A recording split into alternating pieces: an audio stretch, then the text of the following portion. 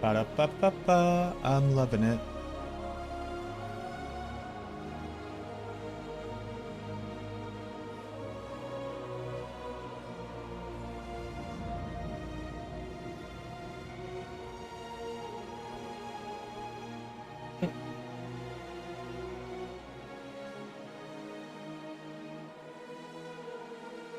Yo, how we doing, Trev? Okay.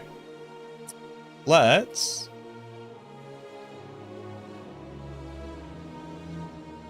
do the same thing, but for Blight.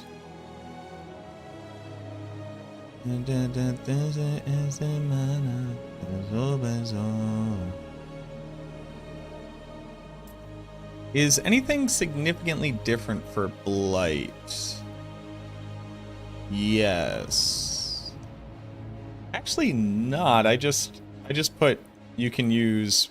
Actually, it's kind of just the same thing, huh? What up, John? How we doing? Hey, thank you. I appreciate that. How we doing, Raven? It's kind of the exact same thing, but I just swap everything out for Blight.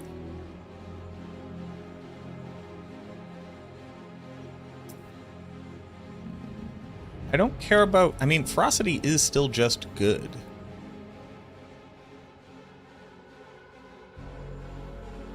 Yeah.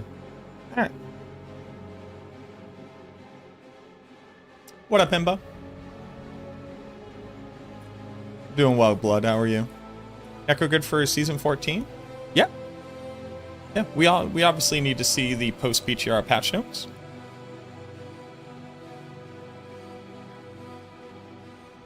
Also, I went and got a haircut. As you all can see, my hair is no longer super long. I mean, it's still long. It's the longest I've ever had it. And the sides are still long, which is good because I want to wear them out. But I haven't gotten a haircut in nearly 2 years, I think. And finally went and got it cut. Now it's like a regular length in comparison to the rest of it. I had grown out the top of my head for like 6 months before I just started growing out all of it. And now we got a haircut. Now it does this. Viewer engagement. Thank you, Bob. Love the baby blue. Thank you. Yeah, I used to, because this is all Express, because I am a consumer whore. There was a while where I was collecting every single Express hoodie, and then they changed up the style of them, and I didn't like that so much, and now I think Express is like kind of whatever. But there was a while. The other issue is that the size that I wore, the major population of men in my area were all my size, so they all got bought out, even when those people probably should have been in a medium instead of a small, but like whatever. Himbo with the straight 3-month streak is actually crazy. Yeah. Yeah. Yeah. And then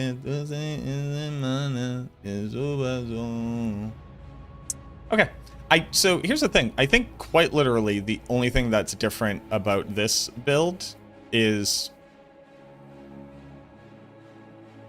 dots.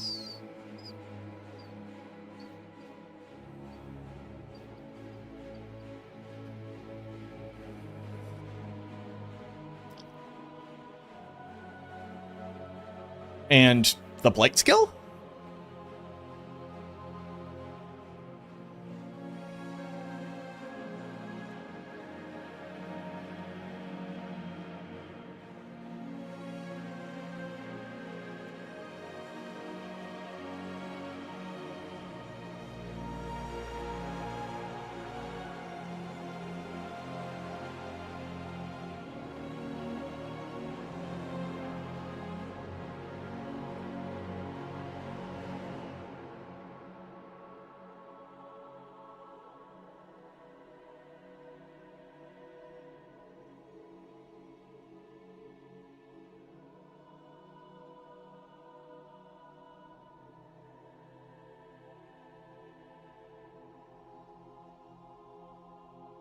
8.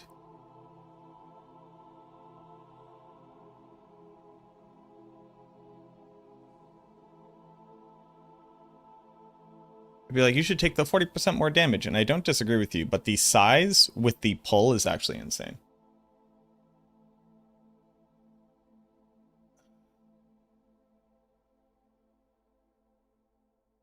During Pride month. During Pride? You and your haircut meaning the next Highlander installment. A movie? Are they doing another Highlander? Are they doing another one? Is that legal?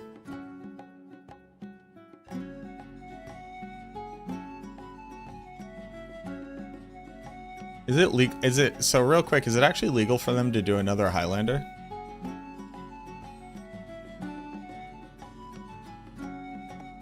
The hairstylist, the cosmetologist, did cut off more hair than I was expecting. But it was a very cool barbershop. Very, very cool barbershop. I've never been in any place like it before. It was spooky white girl witch season in there. Which was a lot of fun.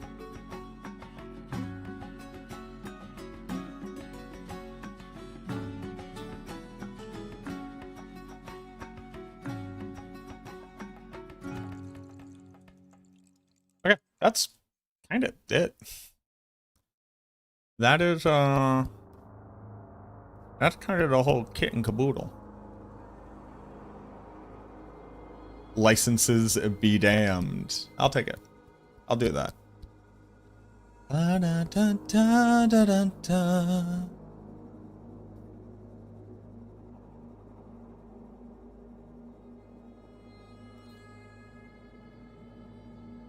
Oh, but I don't want to do shadow damage. Oh, but then some of my guys don't do shadow damage.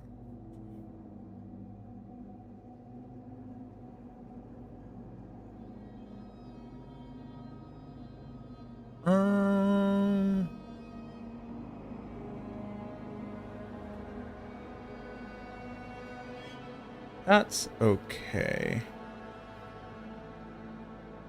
Maybe I want to do...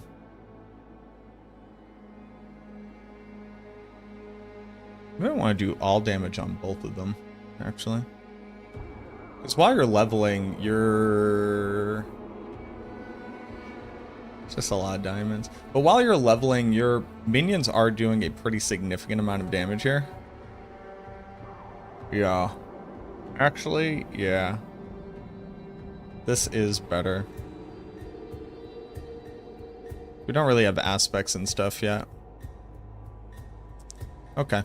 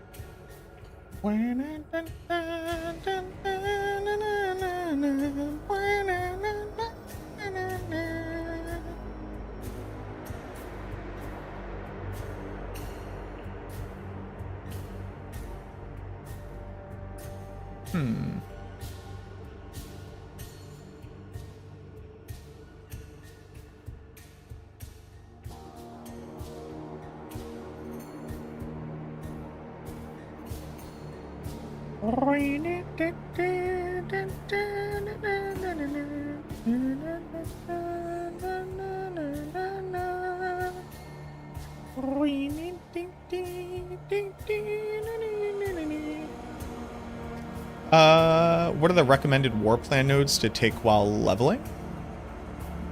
I don't know. Depends on what war plan thing you want to do. You are like level 70 before you even really have war plan points to spend, to be honest with you. You mostly want to be doing Helltides and Nightmare Dungeons. So like...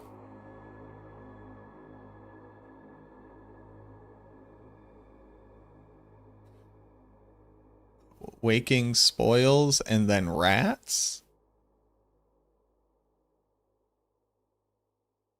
If they don't change it, probably Hellworm, and then you just check the Hellworm spawns, probably. I don't know. You're level 70 in like 3 hours. Shorter if you have a mobility skill. There's not really like time to level up your war plan during that.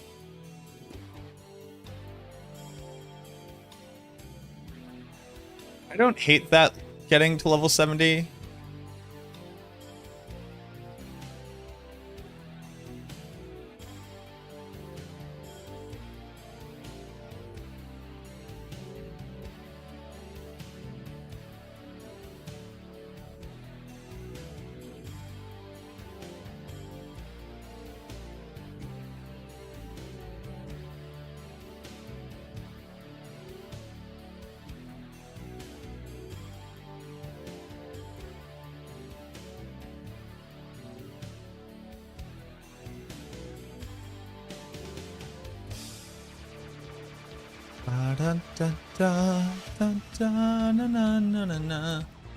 This one went pretty fast. I just want to make sure I'm not like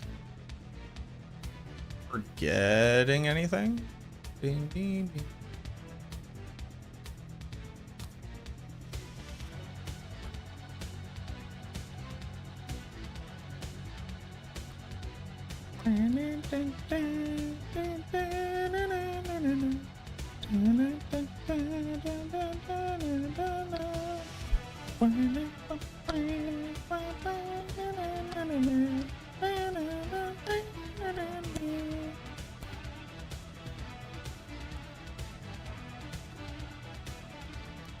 Alright, let's get this written up, and then I kind of want to do an interesting thing. It's a little bit hard to suss it out exactly, but I have a character, right? I think I have a minion necro.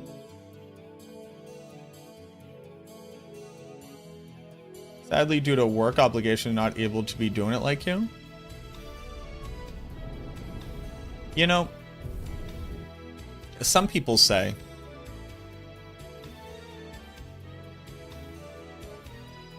that a true devotee to the cult of machinations has the will to find a way. That's right, I'm pitting you all against yourselves to prove to me how much you like mostly having me on in the background while I sit here and stare at a computer screen and then every once in a while vocally stim. That's right. Prove your devotion to me. And me mostly staring at an Excel sheet for a while and then going, okay.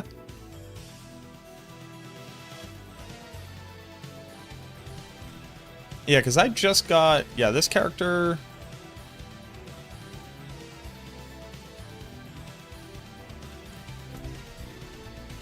Character is weirdly level 61. I'm not exactly sure what that means.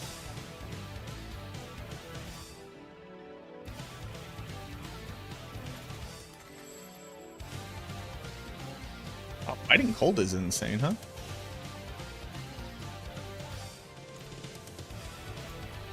I have a level 61 character. Oh, that's fine. Wow.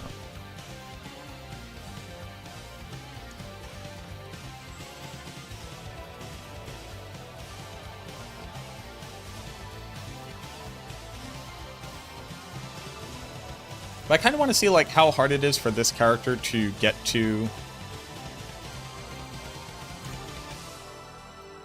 like Torment 10, like how many more hours it would take.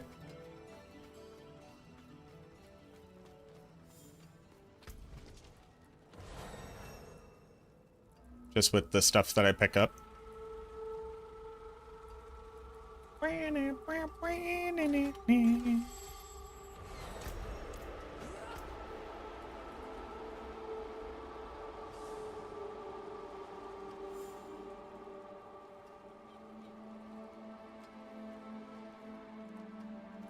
So we might do that.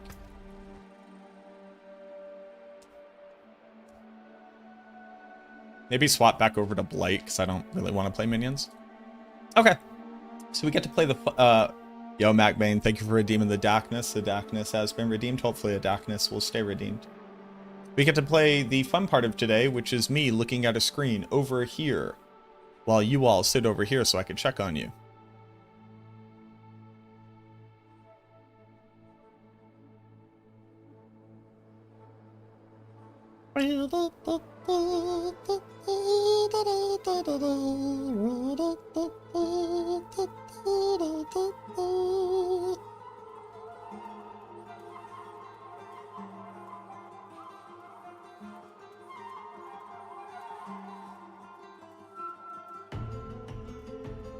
What's the point of this?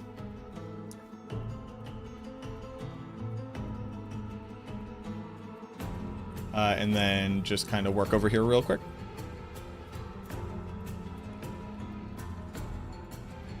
And you're going to hear me type out things. But I can't show you the actual back-end work mode. I don't know what is and is not, like, proprietary. I don't know.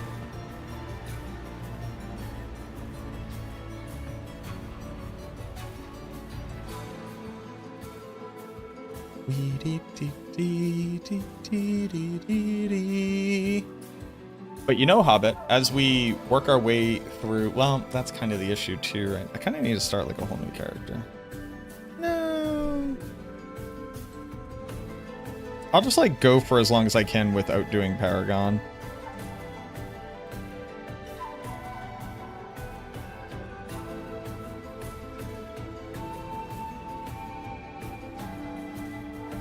And then go from there. Oh, I meant to do this.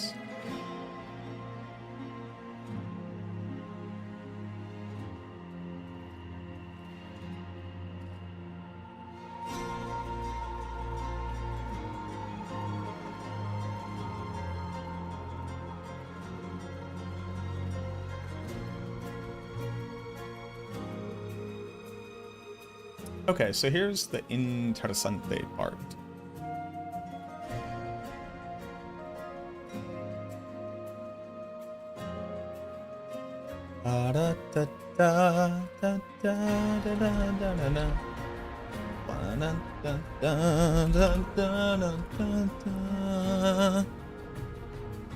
My little puppy is sleeping. She's being very cute. She's being very cute. She's being a very cute little lady. Create a revision draft. Gentlemen, start your gentlemen. What vocal stem are we starting today? It's such a great question, actually. Decide what class I'm going to play next season, unless they reveal something really juicy at next live stream. It's seeming like a play meta to blast the season, showing the fastest kind of season for me, at least.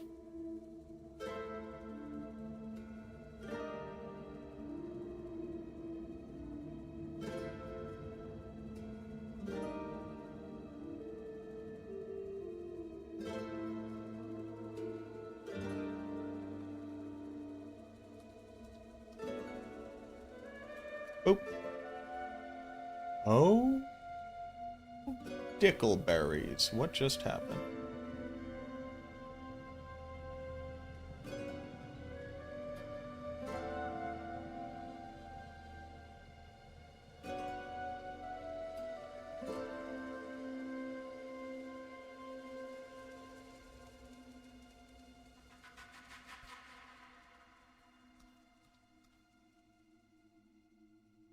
What the fudge?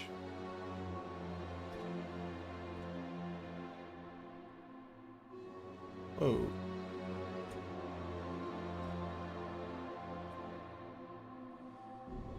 Crazy. I don't... Something happened, and the site exploded.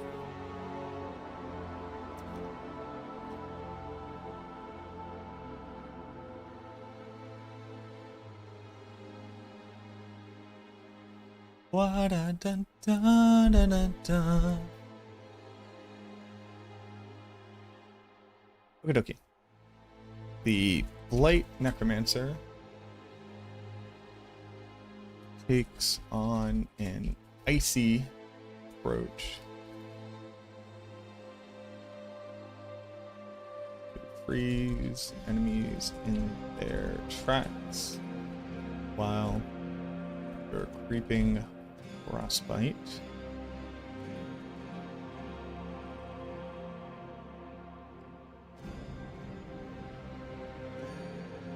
Steadily kills them over time.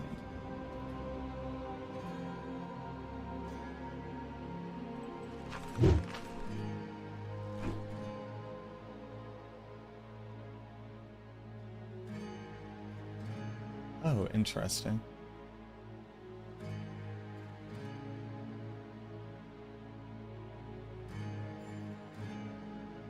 Let's see. Plate and chewed torment.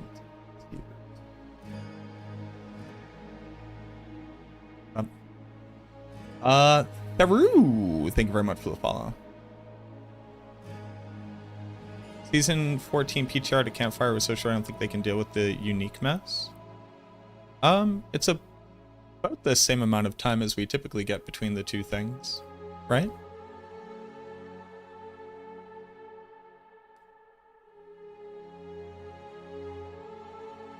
Am I crazy? Isn't that true? But yeah, I don't think that they're going to fundamentally like revert the totality of the unique changes. They have a vision. I disagree with it. My hope is that they will add on to either the crafting that is available for uniques, or maybe do like a half measure of like, okay, every unique will always have these two stats, or uniques can draw from a unique pool of their prior stats or something. That gets very technical know-how. I don't know how else to say that. It gets more complicated. It requires more player knowledge. I don't think that's a bad thing. But I come from the place where if you can't like exactly articulate what item level the ring needs to be to craft to have the highest % chance to get the outcomes that you're looking for in D2, then you probably shouldn't be talking about crafting. So that's unfair, I would say, to most players. But I would not dislike it.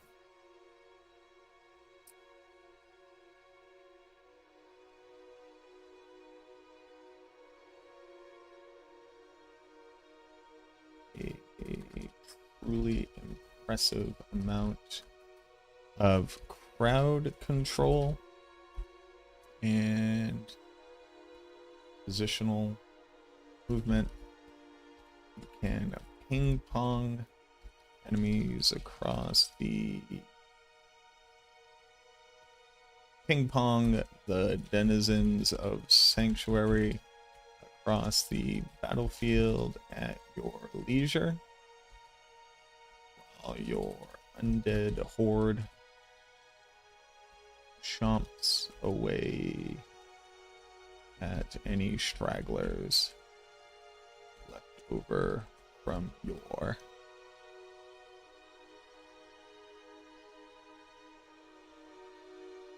leftover. Speaking of the undead horde, this build makes great use of your minions, of your various minions. The Blight Necromancer.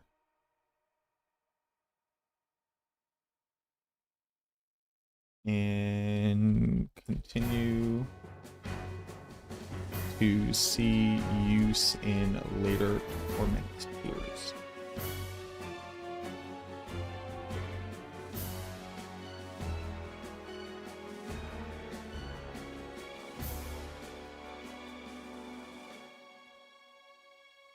Make uniques unique again? Yeah. This one stopped me from crafting because I can't read. Joke's on you, the Steve. I couldn't read your comment. I just intuited what you were saying.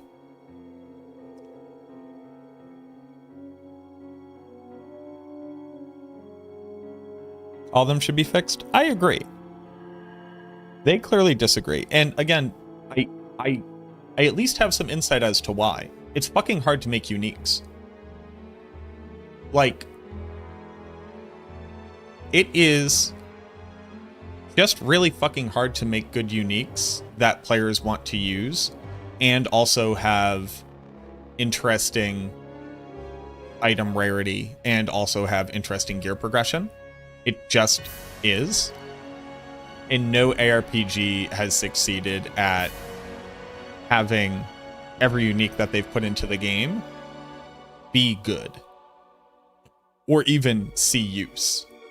And this is not a uniquely Diablo issue, but every game has taken like a bit of a different route to try to solve it. Now, Path of Exile are purists, right? They're trying to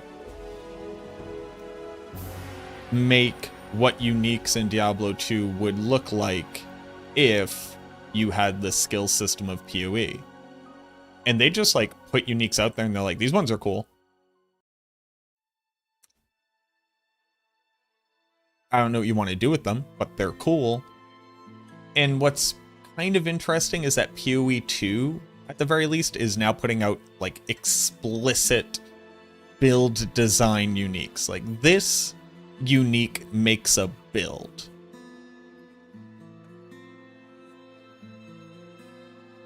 And that's very cool. In Diablo 4, it doesn't feel as interesting when the unique made the build. So they went with the new skill tree, which I think is a vast improvement on the previous system. But then uniques had to be more generic. Except they were still just as required for your build.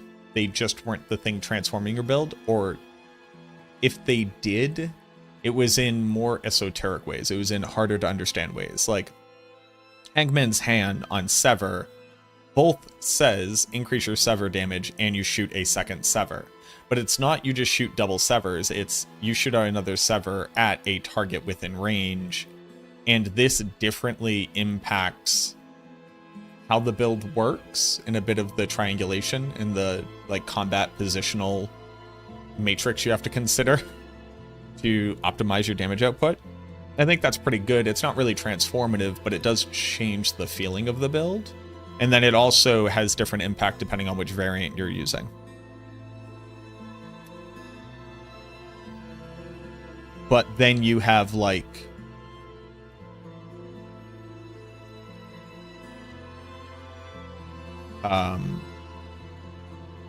see, here's why I think it's like a little bit unfair, because I think the Warlock uniques are a bit more interesting than the other uniques as they got changed.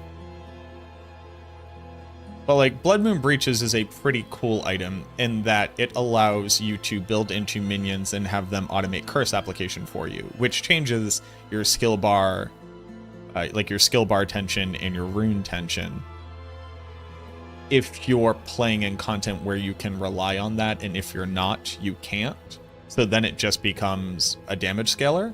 And I think that that's pretty okay. I think it's unique that both offers you a way of changing your character, but also just offers you scaling in case you don't want to do that. But then we have like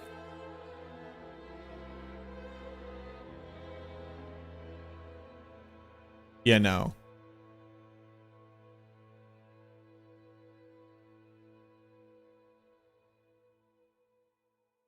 We have this item that says you have to build Bone Spear as a crit build for this to matter. You were always gonna build Bone Spear as a crit build, but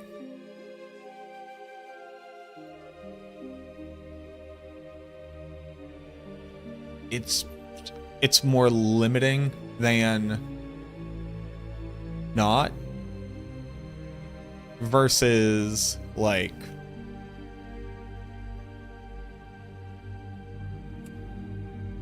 where is it?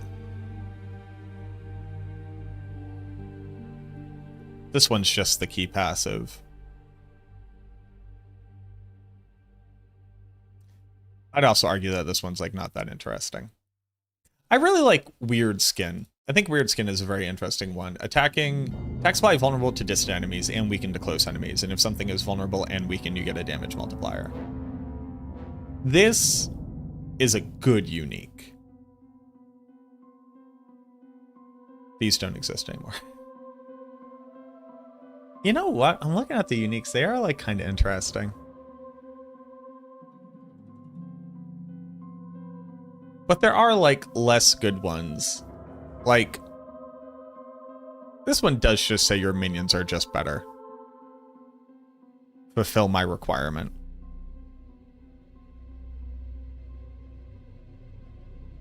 And fuck Pelgain. I'm so tired of if Pelgain is what we just have to do in the season.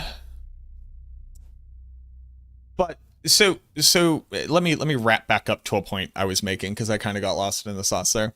So I don't even hate the changes that have happened to the unique aspects. You do just have to run them. The thing that I don't like is this is like a very weird way to just make Kanai's cube. And I think Kanai's cube is lame.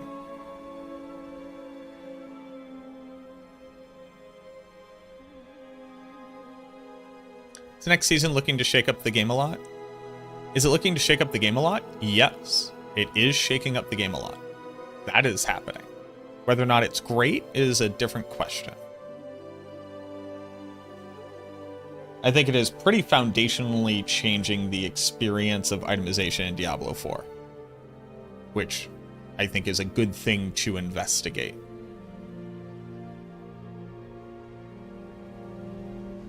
I personally dislike the changes to uniques. Not everybody agrees, though. But everybody who doesn't agree with me is wrong, obviously, else I wouldn't hold my opinion.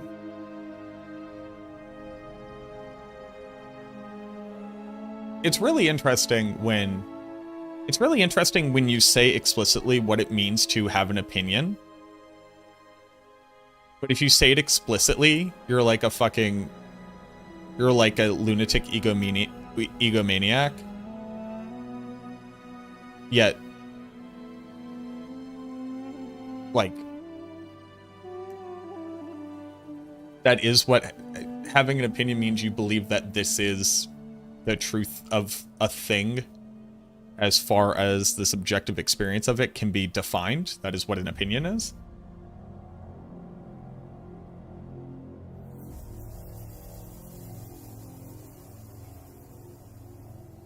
And I find that to be very interesting. But I do think that unique items, if unique items don't have unique stats, this is just Kanai's cube, yet it's all on my gear. And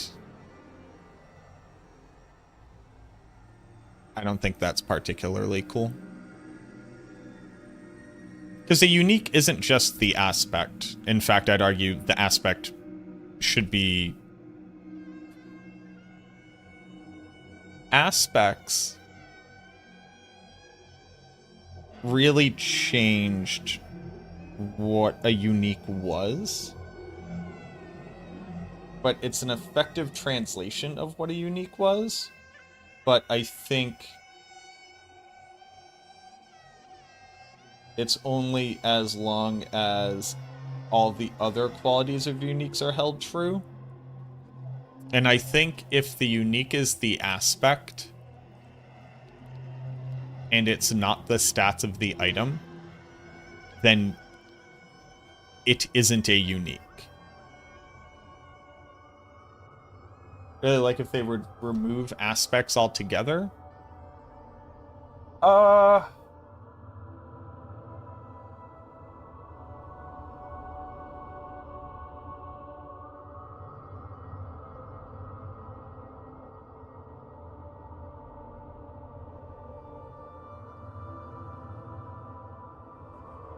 Remove aspects.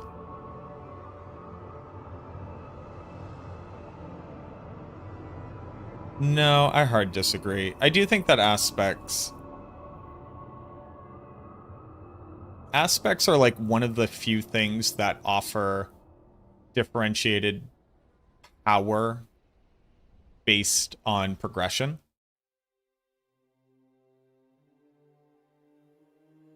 Obviously, stats to a degree offer that, but not nearly as much as aspects do.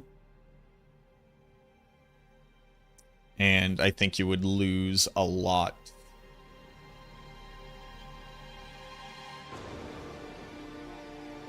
if you just like forgot, if you just like completely ignored them entirely. Yeah. Yeah, actually, I think I hard disagree there.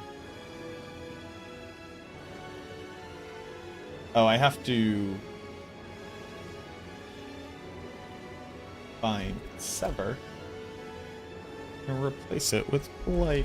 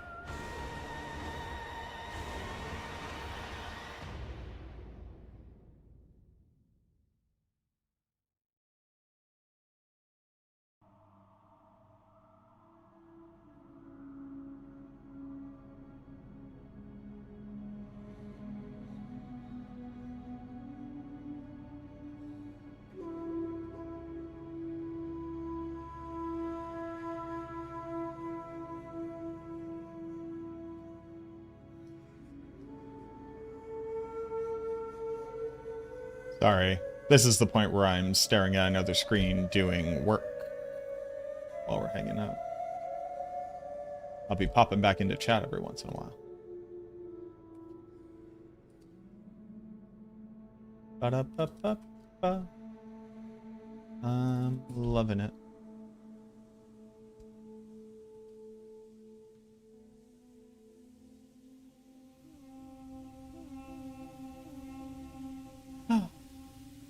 Update the post information. Season 13. Ba-da-da-ba-ba-ba-ba. I'm loving it.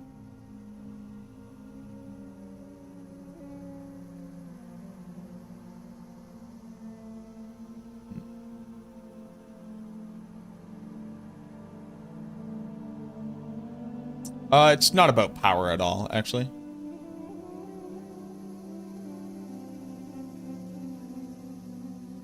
The power is very little of my concern.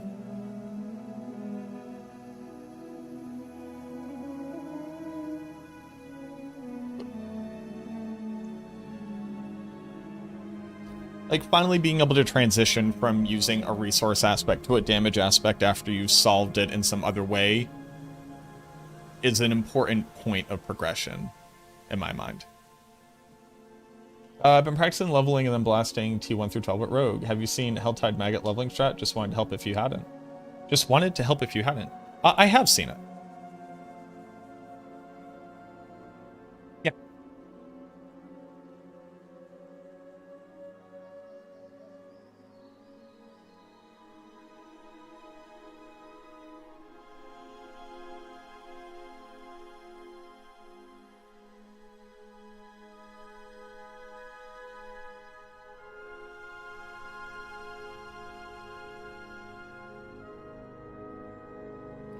Hopefully something gets done about it. It's pretty degenerate.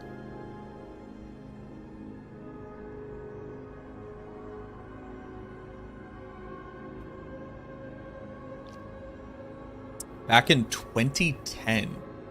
Back in 2010, I didn't have the moniker MacroBioBoi.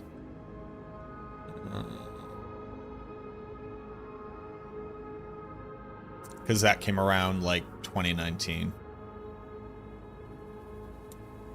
I also wouldn't have been hosting Chaos runs. In 2010, I was playing single player Fury Druid. Like IK set. I was in college, so I was just kind of like booting up LOD and playing every once in a while.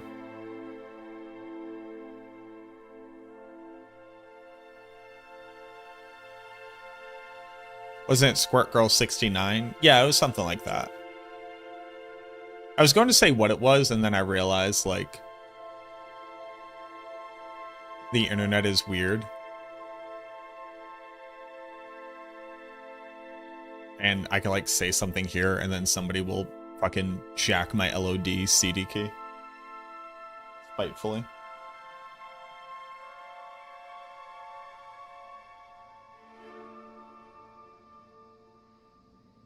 Someone did that recently on the Diablo launch. Like D2. Like somebody took my name.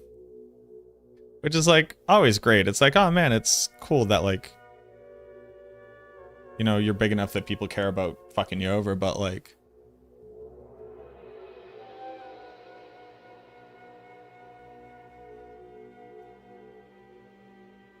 what like a small little shitty thing to do. You know what I mean? Because like what's even worse is like you can't just assume it's just like a troll being like a shitty little kid. Because one, little kids don't fucking watch this content, so like it is a 40-year-old grown man who can vote and has a 401k and probably a wife and kids. But like what if that person goes on to like scam somebody? It's fucking lame. Had the same degree as you? I have a degree in microbiome. Does that help? Been enjoying scamming under my username? Thank you. Thank you for revealing yourself. Police, get them. Police, we got another one.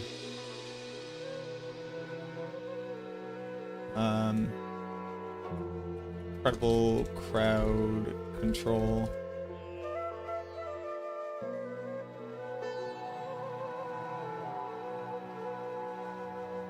Great mobility.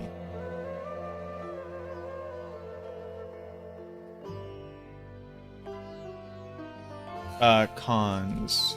Repetitive playstyle. Repetitive. Part of the playstyle.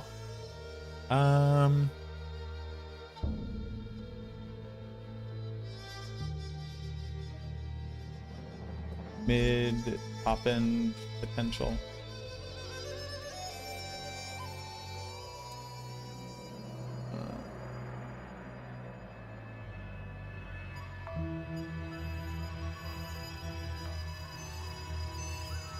Weaker scalers. All edge. Okay. The skill tree. Skills. Copy.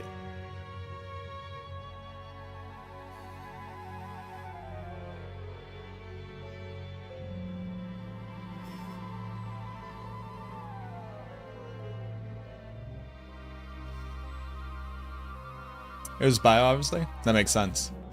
I started off bio, and then I was like, oh, I should probably like specialize in something to differentiate me. And it sucked because at the time, if you were like a general bio student, not to toot my own horn, not to flex about an accomplishment I did at the age of 17 that ultimately had almost no impact on my life, except for the more esoteric impact that who you meet does impact your life. I was put into an accelerated biology studies group in TAP at my college. Accelerated course structure because of how fucking good I was at science.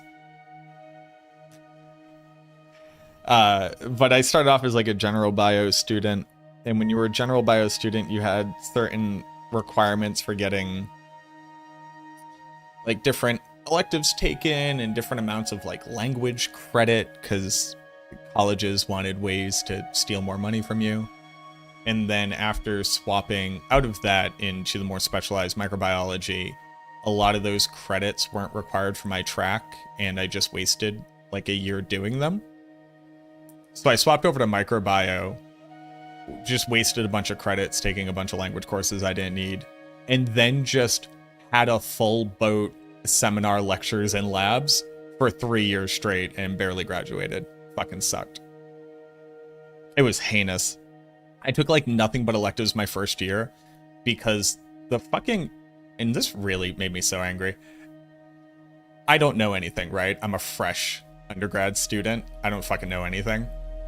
And the counselor I was put with to help me like pick out my courses to start off was like, oh, you're in like one of the last groups to pick, so like a lot of classes have been full up, so you'll have to take them next semester. But that's okay, because you could just get a bunch of electives out of the way now and, you know, just kind of like hit the ground running. You won't have to worry about them. And I was like, yeah, that makes sense. Hey, fun fact, when your first semester at college is nothing but like 4 or 5 electives, and then like the required like scientific writing and like prereq bio courses that you need to take. And then the very next semester you were taking Chem 101 and Organic Chem 1 at the same time because there's no other way to fit the class schedule in. That makes college hard. I was learning about covalent bonds and aromatic rings simultaneously. For people who don't know stuff, both of those are like the very intro considerations of basic chemistry and organic chemistry. And learning one while learning the other one is like learning... It's like learning that... How do I even describe this?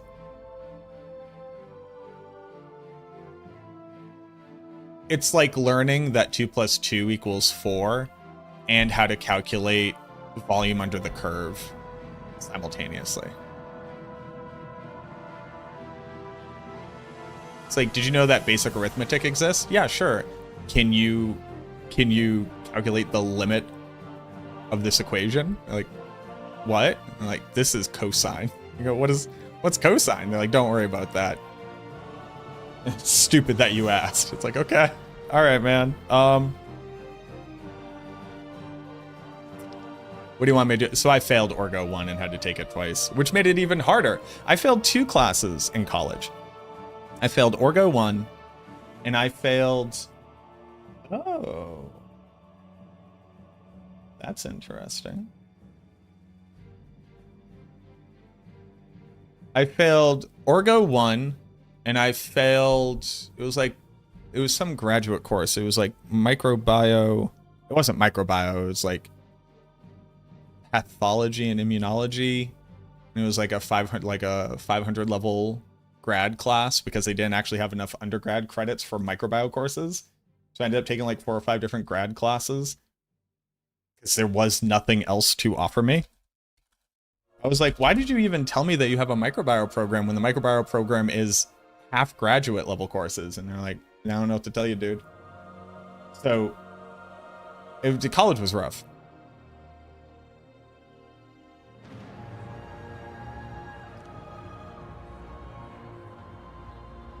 Focus and such for the rest of the time of college. Yeah, basically. It was rough, dude. I didn't like it at all. Damn, these Rax emotes are so fucking good. Risa Rambles. I'll have to ask Rax. But Risa Rambles. But it was rough. There was I also almost failed another course. And this one pissed me off because it wasn't our fault.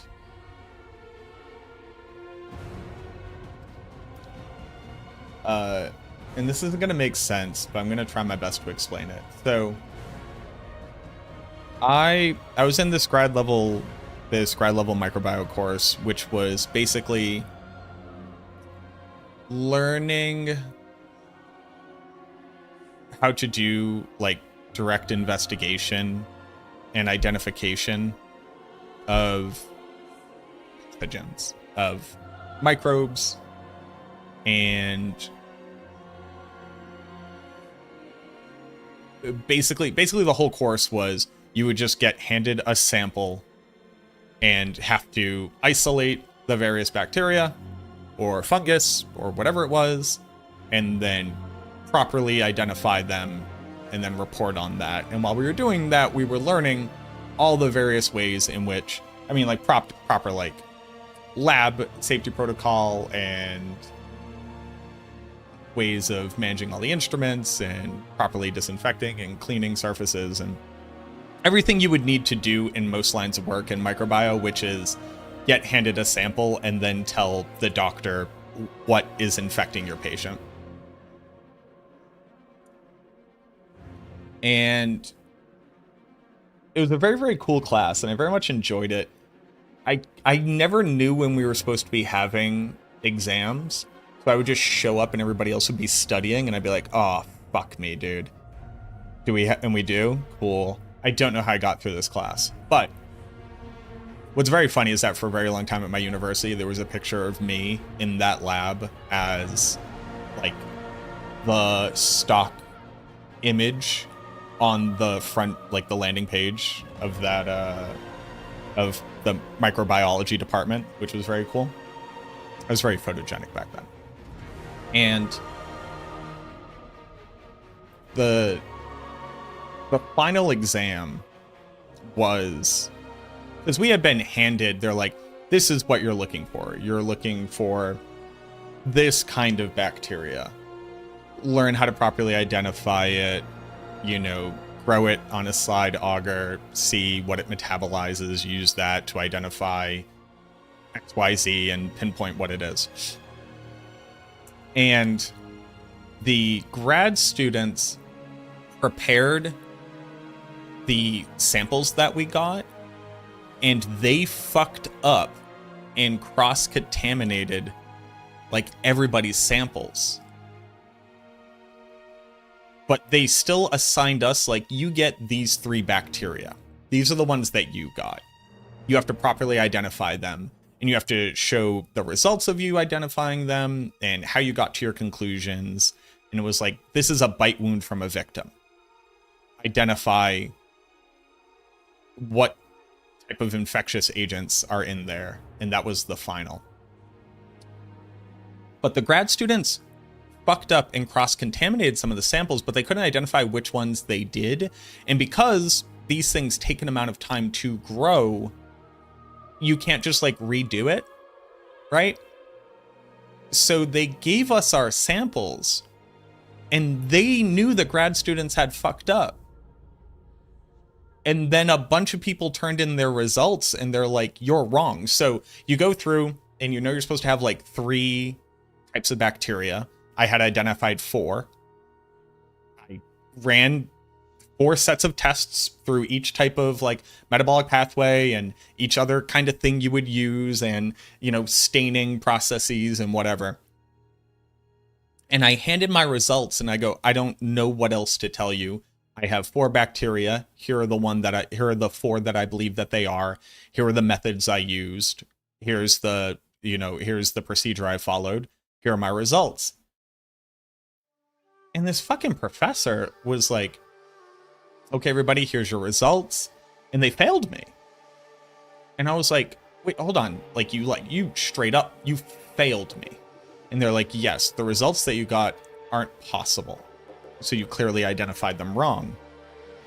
I went, okay. Here's my different growth plates. Here's my different slide augers. Here's these 2 clearly had metabolized these sugars, so they have to be within these families. And I walked them through all of my procedures and showed them the results that you have a vial and it goes from fucking orange to clear. That means that it ate all of the things in the auger that made it orange when it was in contact with whatever it is, right? They ate all these sugars, or there's a metabolite from their digestion that then changes the color of the auger. Like, there's a lot of different ways that you can try to identify these things. Like, this has to be the outcome. Because, like, if we look in our little book, if we take out our little fucking Pokedex of bacteria that do this are in this family and should stain this way, and they did. They're fucking circles instead of rods. Here you go. And the professor reviews all this, and they go, okay, that's all accurate. Like, your procedure was accurate. Your conclusions from your procedure was accurate. But you have misidentified the bacteria that were in your sample. So even though you did it all correctly, you haven't successfully identified the ones that you were supposed to get. And I said, okay, well, I clearly didn't get those ones. They're not in here. If they're in here, I would have gotten different results. And you all knew that the grad students had cross-contaminated the samples. So who's even to say that the grad student made my, like, properly even identified what bacteria is supposed to be in my sample? You yourself can look at my results and you would come to this conclusion. So I may be wrong about what bacteria I'm supposed to be identifying, but I did properly identify these bacteria. Is that not the purpose of the experiment? Is that not like the purpose of the procedure that we just went through? And here's why it pissed me off. Here's what made me angry about it. Because first off, I mean, I was angry from the start, but like, here's what fomented like a deep, deep anger and resentment to this professor. She hears me out and goes, you know what? I can't argue against that. So I will instead give you a passing grade. And in validating what I said,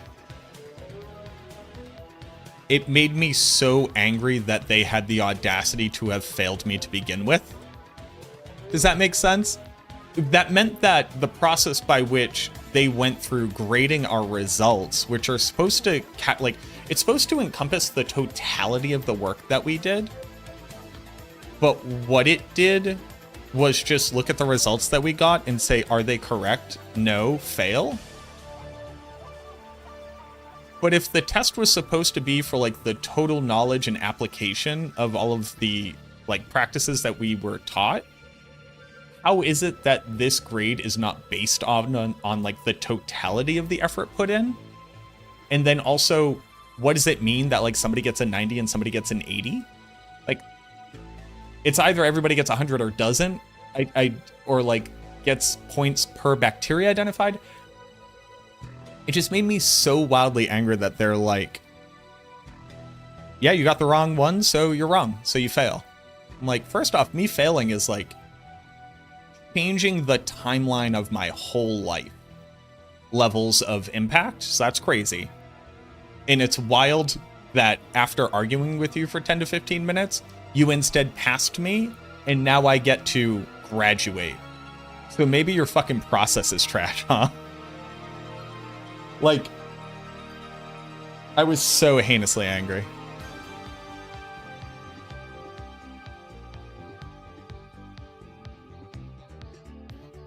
So wildly, wildly angry.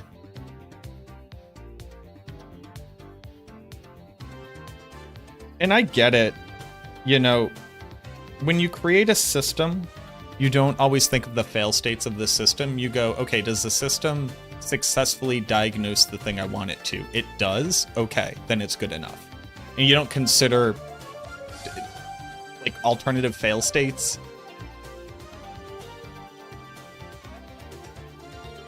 But what a hilariously short-sighted attempt at evaluating the total knowledge of a student. Just bananas. And then there was Orgo 2, because I had to take Orgo 2 as well. And that one I was actually doing better in because I had finally taken all the prerequisite sciences I was supposed to have before I took Orgo 1, which was pretty cool. And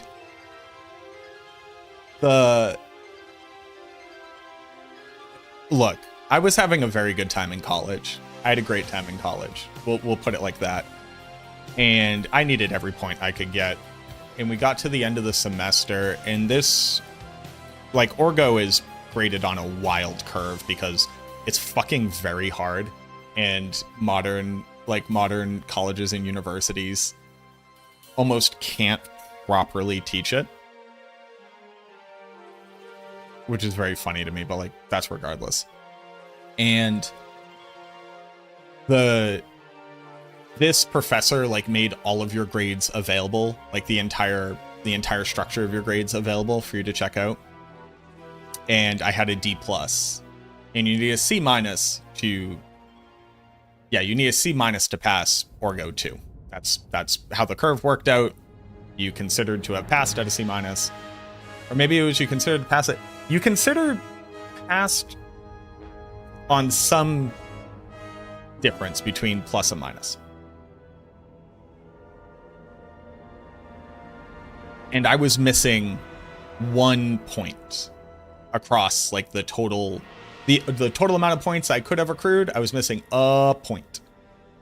And you get into that, you just start calculating shit. You start being like, okay, I have this many points from attendance. I have this many points from like the extra work. I have this many points for attended seminars. I have this many points from like the homework. I have this many points from the extra whatevers you do. This many points from exams.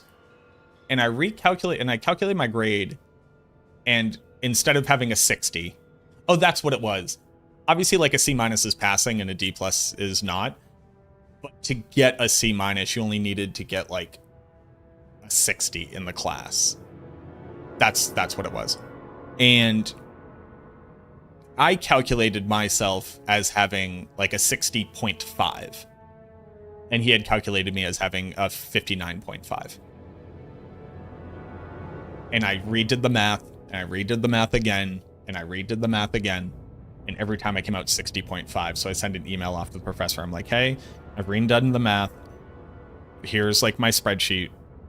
I have a 60.5 that counts as a C- in the course. I should be passing. You have me as a fail.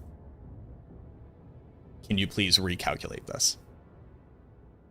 He was cool. I like this professor. He was a very, very cool professor. Super old. He was very funny. He's like me. He would tell like a long meandering story, lose the plot, finish that story, and then look up at the board, go, oh, that's what I was talking about. Okay. And he recalculates it all. He's like, oh, yeah, you're right. Congratulations on graduating. That single point was going to cost me like a full semester. I was going to have to retake just Orgo 2, which oddly enough, paying to go to like a full semester would have been so wildly expensive to get credit for Orgo 2 just to graduate the next semester would be insane. Then I would have missed the graduation thing and all of that, which is whatever, but still. It was cool to be able to graduate on time. But it was legitimately like he had missed, I think it was even something as silly as like there was a holiday and he didn't include that. So my attendance was like 1 day shorter than it was supposed to be or something like that. Something along these lines. It was something silly. It was like a homework point or something. And he had just like literally, I don't even know if fucking his calculator was rounding. I cannot tell you, but it was very funny. One of the best times I had with that professor was he was telling a story, and we didn't really need to hear the story so much, but it's cool that like this guy is sharing, he's going down memory lane a little bit, and he's sharing his his experience, and he's telling some story. And he had a very good way of telling stories where it was engaging. He paused at the right times. He kind of sped up at the right times. He had a good oratory voice. And he's in the middle of it, and you got this old, just wizened alchemist explaining cool organic chemistry stuff. And this girl, like, halfway down the lecture hall, she was like, "Excuse me, professor, professor, professor, excuse me." And at first he doesn't hear her, and he's still talking, and she speaks up again. And he goes, "Oh, yeah, what is it?" He goes, "Just in the last bit of notes that you have on the whiteboard, is that whatever isometric, or is it whatever?" And he looks at her very confused, and then he recognizes that she's like somehow still taking the notes from the board, which is fine. Everybody writes at a different speed, but that she found it important enough to interrupt this story rather than just wait till the end to clarify a single word on the board. And he looks back at her, and there's just like this disdain in his face of like, "Oh no, this generation is ruined." And he goes, "Yeah, that says isometric." She goes, "Oh, okay, thank you." He goes, "Okay." Back to what I was doing. And then he turns back to the class and he keeps speaking. It was like, I think about that a lot. I think about that a lot, sincerely. And how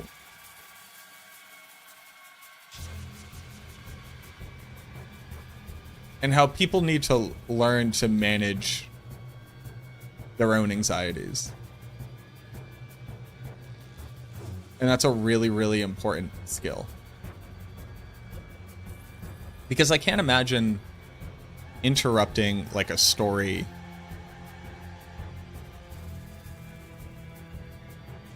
thinking that it's like valid to do this, to clarify like a single word I'm going to take a note on.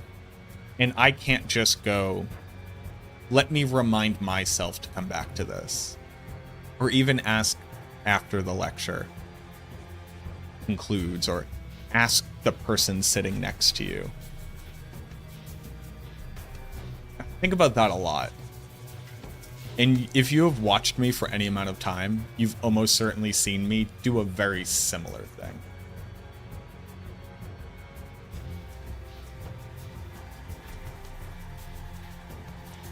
Think about that a lot.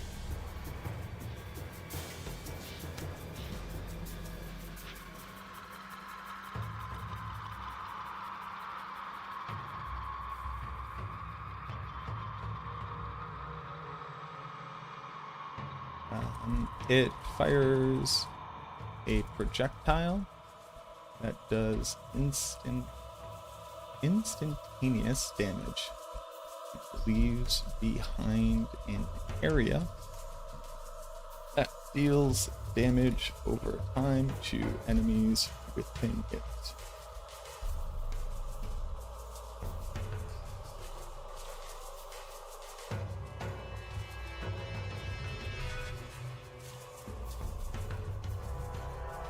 Ended up in academia despite that. I've always thought that at some point I would become a teacher. I think very clearly I enjoy teaching. I'm not sure how realistic that is.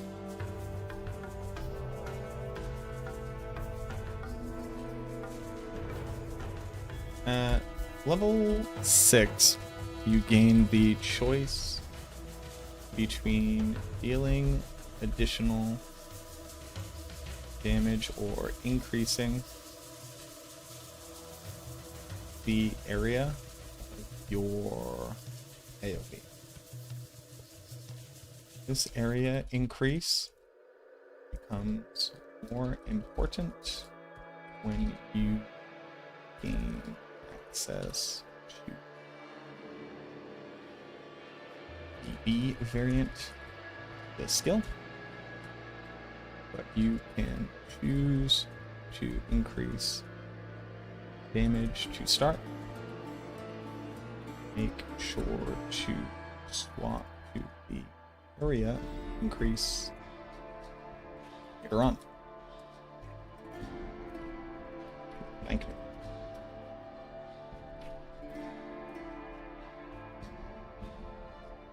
Means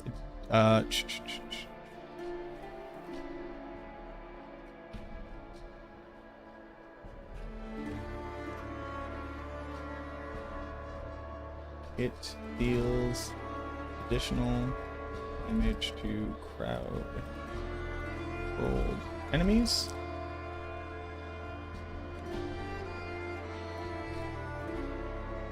Which it itself applies for you.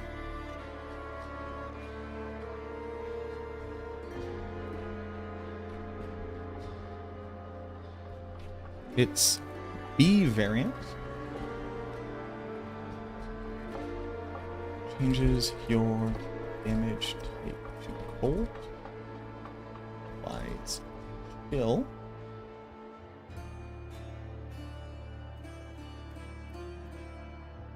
Chill.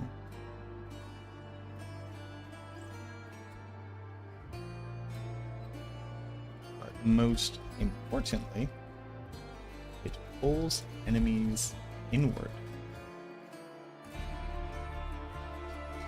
This gives an pleasing control over combat.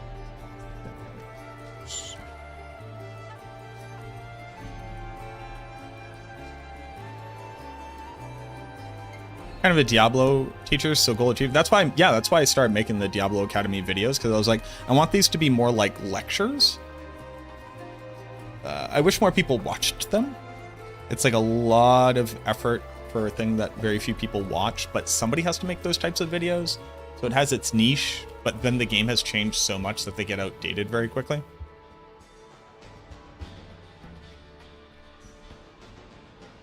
But I'm hoping with the release of this expansion, we're looking at more concrete ideas of how the game systems work. My damage explanation video, even though Overpower has now been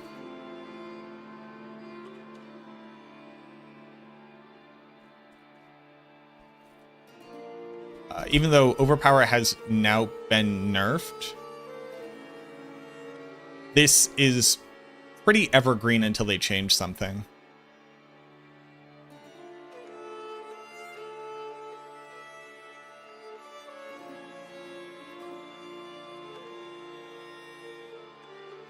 This was a banger.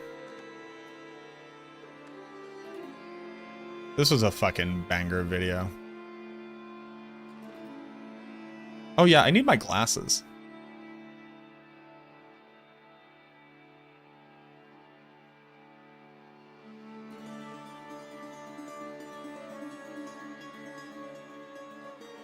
Remember damage buckets? Or heck, even better, if you're somebody who can't sit down and do all this math and you just... Damn, remember when they changed Overpower? Overpower attacks now always deal 50% increased damage based on your current life. Overpower gains 2% additive damage per 1% base life you have in Fortify, 2% additive per 1% base life you have in bonus. Overpower damage affixes were increased. Paragon glyphs were increased. Paragon nodes were increased. Damn, dude. Remember? Remember when I was sponsored by Gamer Advantage? Remember? That's crazy. Yeah, one of the reasons why I got out of science was I realized that my life was going to be begging people for money to do science. And that's not how I imagined science working. It's not how I imagined research. When I imagined research, I imagined that there were just like institutes who needed the scientists and you would go do that work and then find labs where you fit in for that work, which you can effectively do, but it's much more this like continuous system of, I guess we can't continue what we're doing. We don't have funding, so this all exists, but may never get published or whatever. And I went, oh, I don't know that I want to do that. Remain is an incredible tool for the build, becomes free to cast, generates essence based on number of targets affected, adds a lucky chance probably go ferocity and overpower, which further scales your damage. You don't have to select a variant, but anyone that fits your style is fine to take. Ability over Iron Maiden, you can select, ooh, Sever. Sever.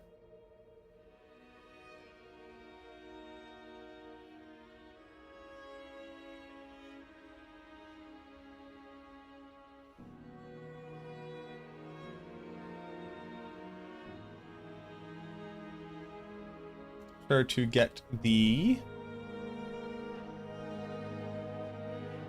Inexorable Reaper.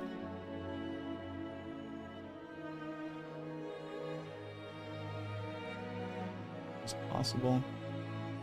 Select cost reduction. Select cost reduction upgrade.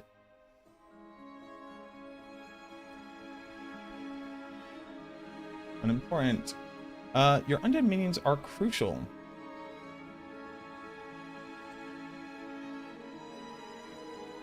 The amount of generation they grant scales with the number of mages and their skill rank. Skeleton warriors get life gain by healing you whenever they hit a target, increasing your damage output by applying vulnerable with the primary variant, Book of the Dead, granting bonus minions. Bone speed change in the Book of the Dead to fit your needs. Hardcore players should choose Blood Golem for more survivability. Activating your Golem grants you much needed source of Unstoppable. Also granting easy access to Resolve for more armor equals better survivability. Its primary variant 20 split your Golems into 3 for more minions, more tanks, and easier time in combat.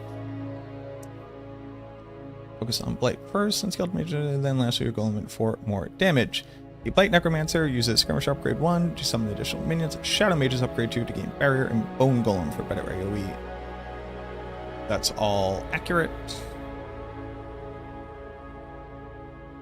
Oh no, I want to...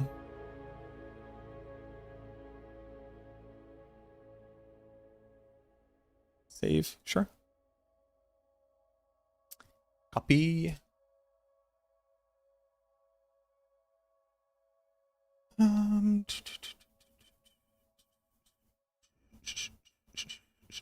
I'm a bee, I'm a bee, I'm a bee, I'm a bee, bee, I'm a bee. Stat priority list.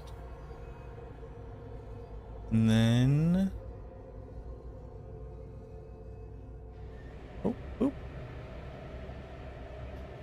I am a bee, I am a bee, I'm a bee, I'm a bee.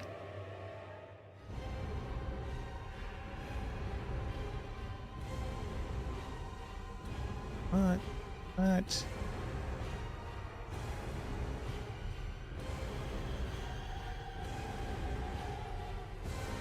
What's Blood Moon Breaches doing here?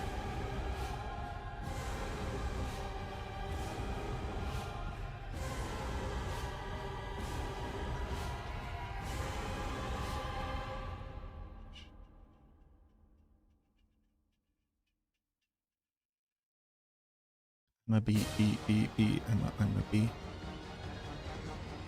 Damage reduction.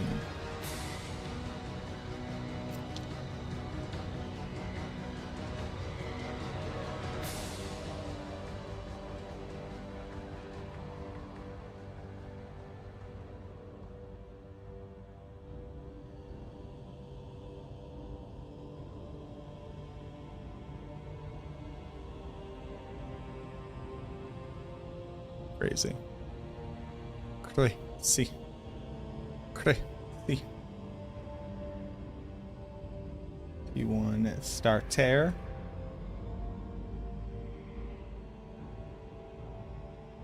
How we doing, Blue Eyes? How you doing? You've never seen a bee with thumbs before? Who's a bee with 2 thumbs? This guy.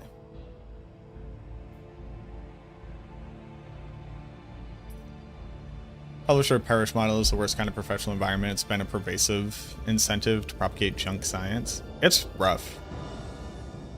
It's rough out there. Very kind of you to refer to grad students as grad students, call them slave labor. That's also like, wow. Blue Ice with the full Month streak. What's going on, Boo Boo? Thanks for hanging out.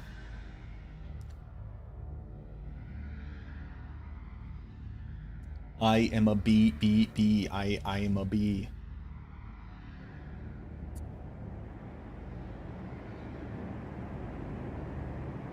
Yeah, that's all still true.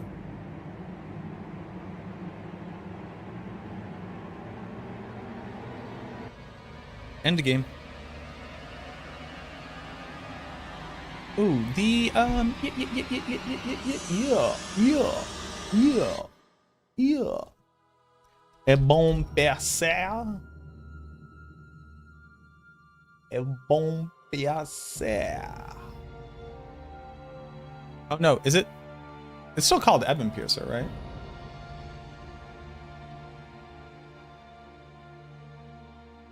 Yeah. É bom pensar.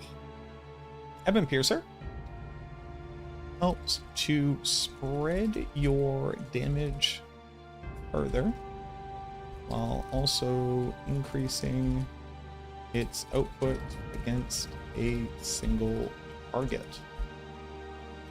É bom pensar.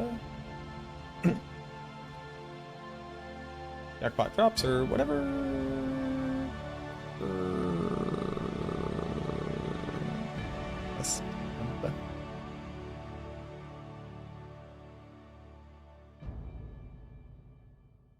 É bom pensar.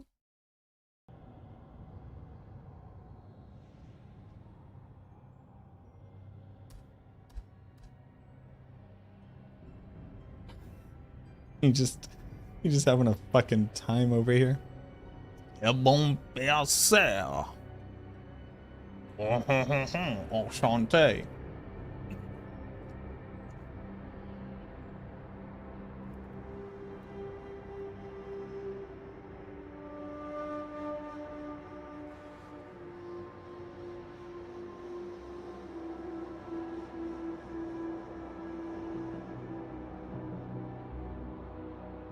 É bom pensar.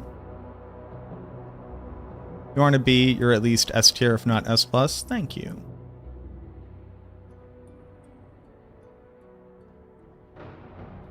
É bom pensar.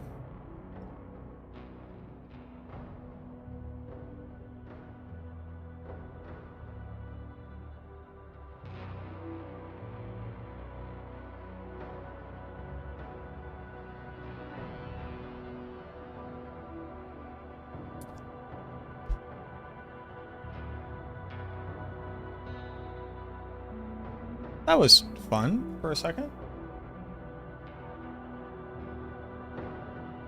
Where did Blake go?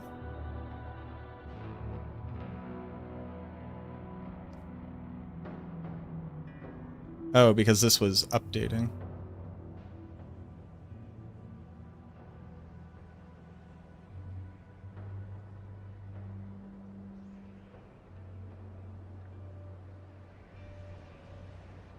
I'm over it. É bom pensar. Copy. Paste.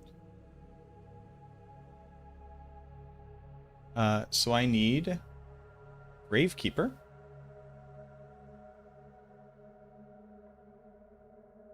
Gravekeeper.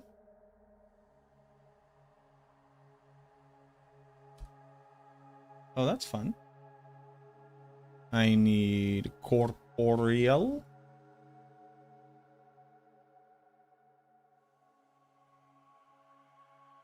I need Domina.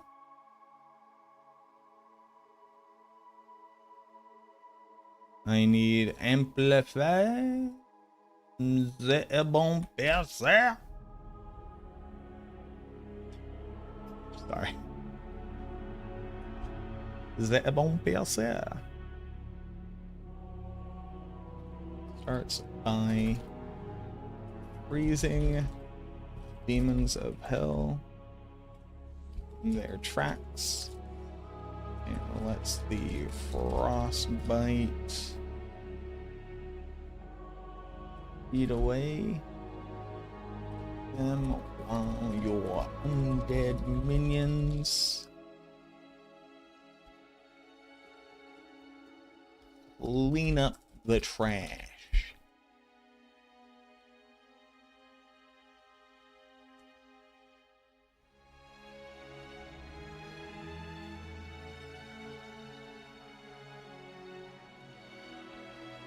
Light.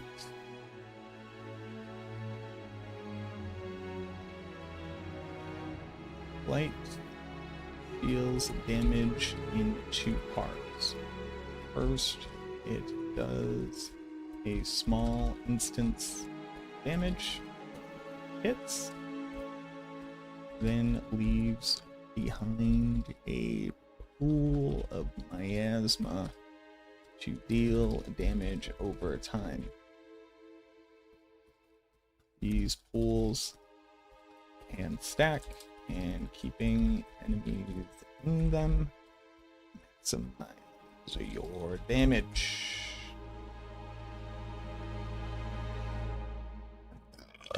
Excuse me. It won't be a sound.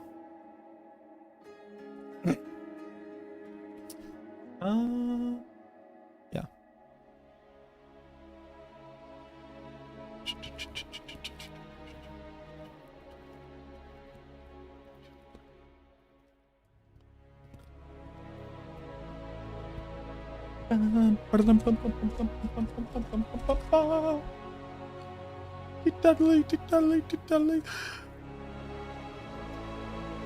You know, I was very slightly, because this is so funny.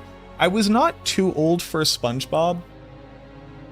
Right? SpongeBob came out right around when I would have still been watching cartoons on Nickelodeon. And SpongeBob was fine. I didn't like it that much. So I personally grew out of it sooner than my generation did. So I've probably, like, other than, like, there's, I don't even, hey, fun fact, SpongeBob could still be running. I do not know. Right?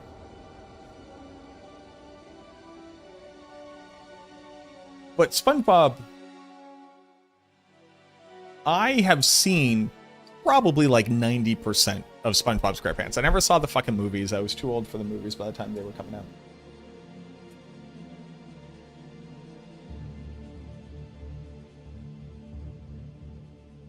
But I was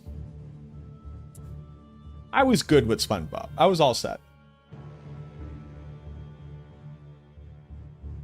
But my generation wasn't all set. It is like the definitive cartoon, I think, for a lot of people my age. And then obviously a bit younger. And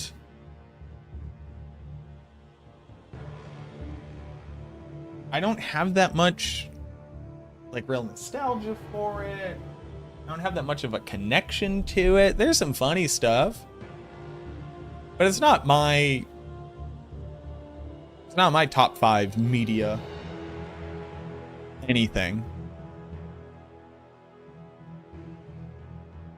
And I just think it's very interesting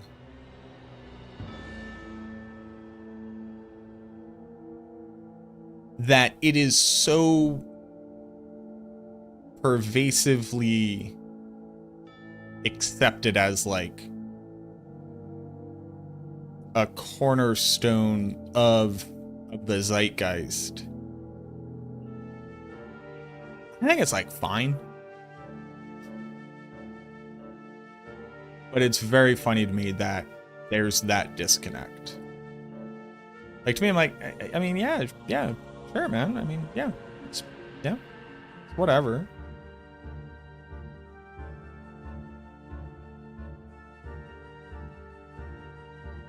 But it's like, it's not whatever, you know what I mean?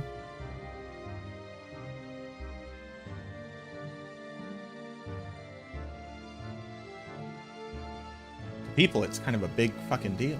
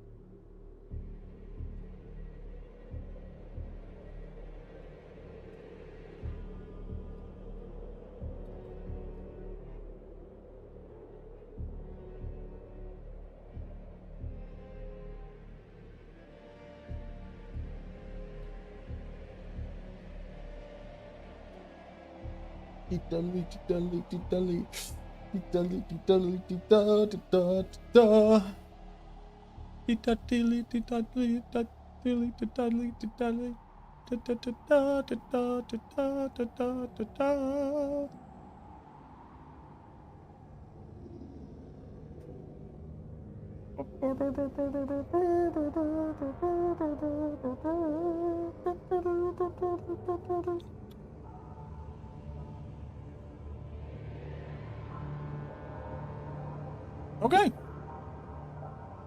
So now let's launch this bad boy.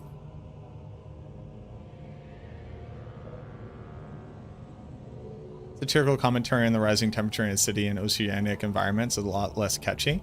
That makes sense. That makes sense, and I'm so glad they were finally brave enough to say it. Damn, dude, my dog is out cold. She is going to wake up in an hour and be a problem.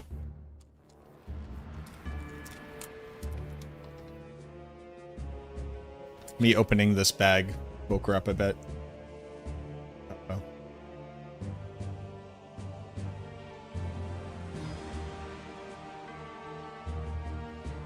But I need the meat.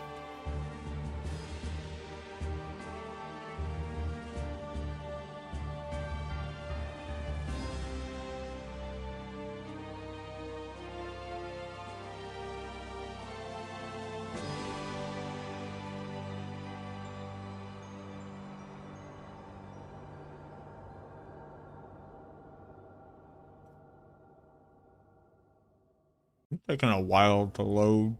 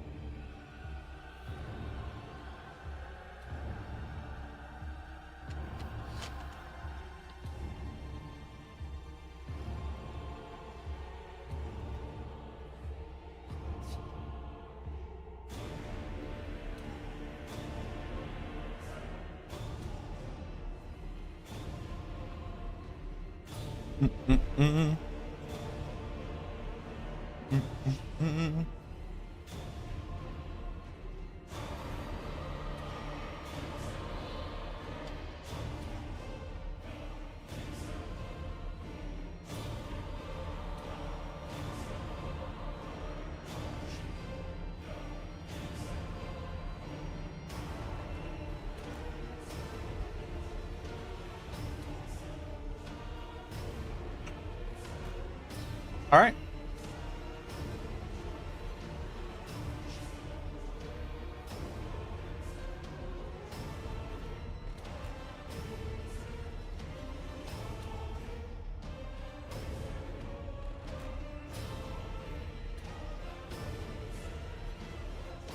That should be all set.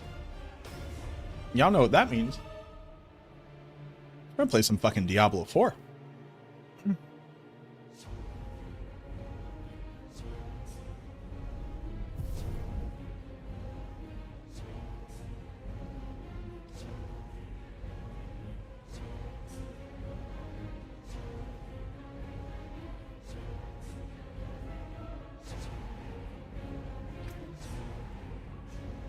Here's what we're gonna do.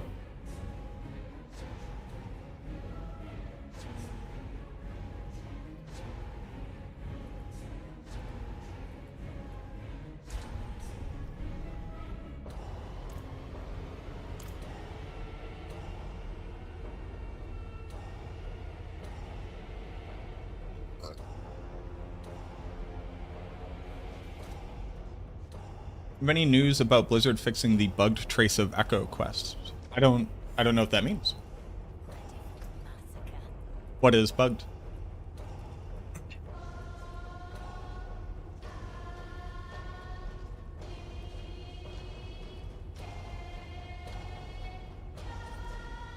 What up, Izzy?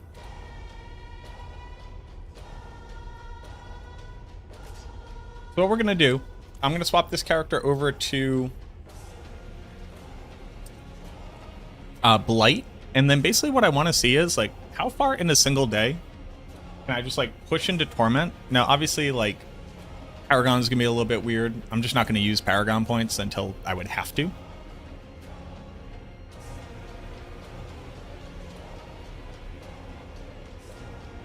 How goes the guide writing? We actually just finished. So now we have 2 more leveling guides up for the Necromancer, Blight and Sever. And I am going to swap this over to a Blight Necro and just see how hard it is to get to, like, I don't even know what Torment. We'll just see what Torment we get up to today. Kind of run an experiment. I want to make a video that's about, like, here's what my gear looked like when I hit Torment 10. Here's what it takes. Kind of exploring that idea.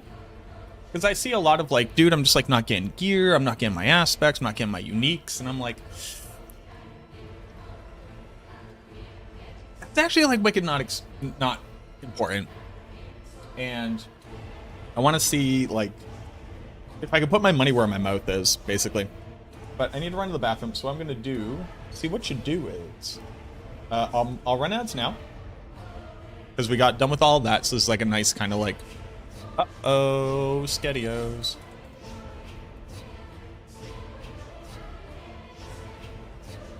But I'll run ads now so we're not interrupted later. And we're going to play through. Let me update everything here.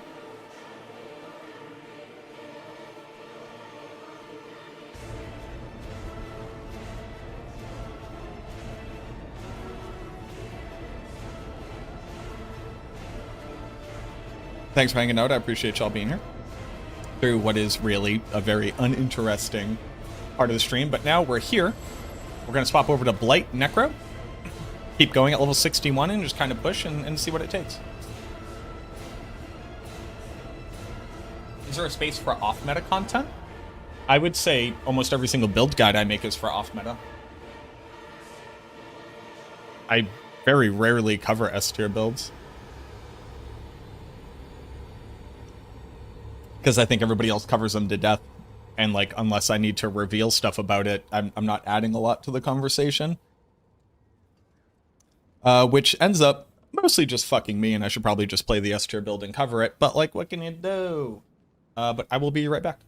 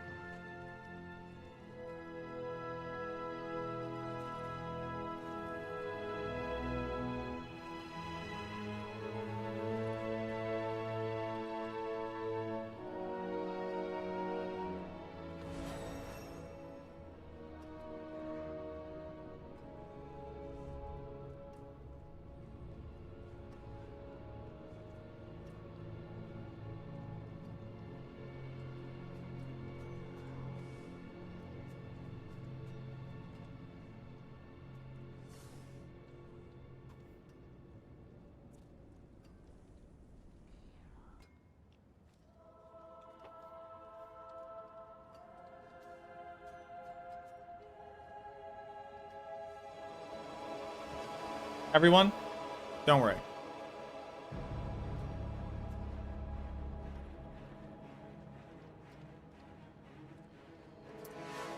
Feel trapped chasing an S tier build because you want to do everything.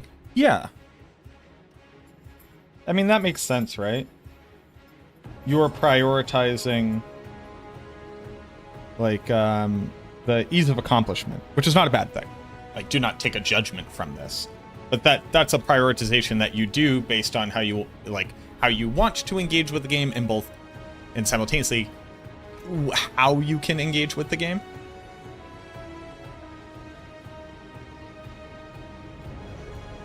Biting cold. So let's do this.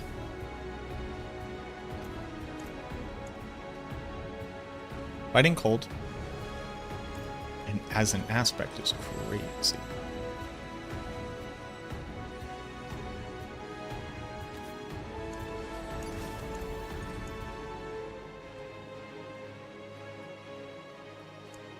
And I had found frozen memories. Yeah.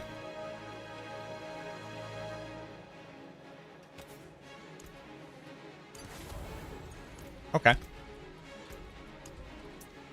So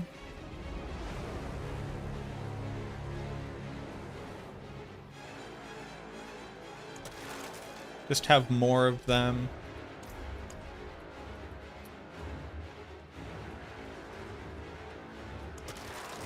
A barrier. Golem is fine.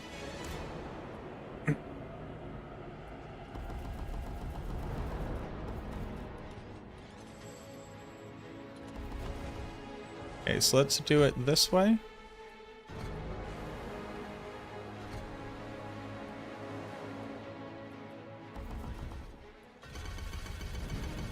This way.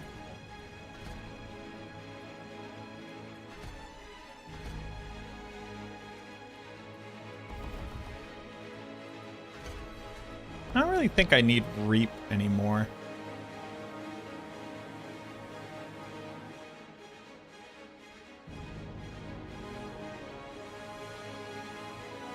Maybe I do.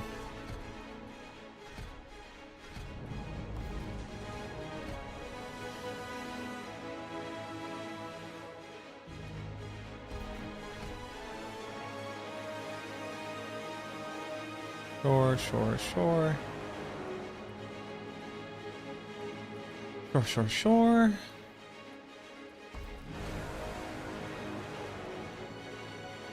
Sure, sure. Let's do something like that. Where do I put these points? Back into Golem? Sure. Okay. Then let's keep it pushing. We need to do a pit. I'm gonna re-roll this. Nightmare Dungeon.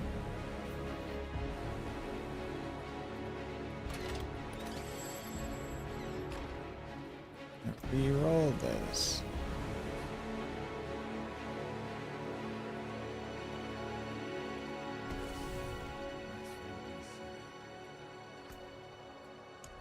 Okay. Do 2 hordes. Why not, man?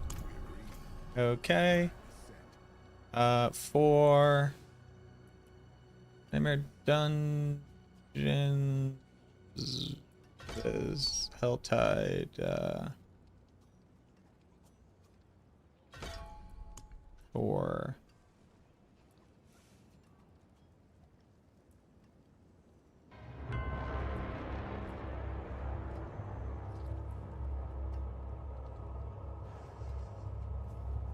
Sure. Expect fishing drop rates? I have no clue. And I'm sorry, Travoke. Actually, I don't know anything about that. Wish I could help, but sadly I cannot.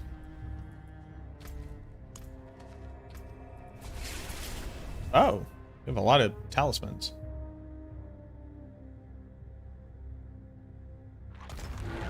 Let's very quickly Go Talisman's movement speed, Phoba mastery, this one. This one's doing a lot of nothing. Yay. All stats, sure.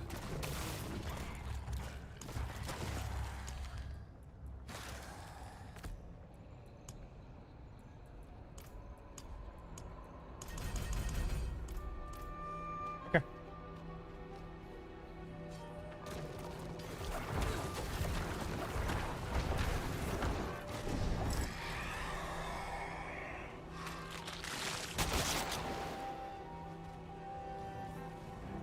That felt... Maybe I shouldn't be on expert. That guy took a bit to kill.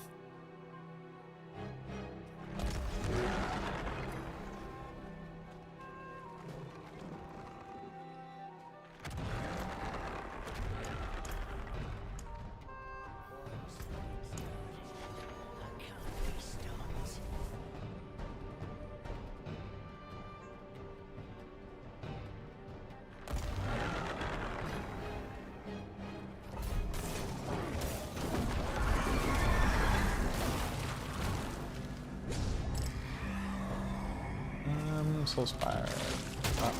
Wow.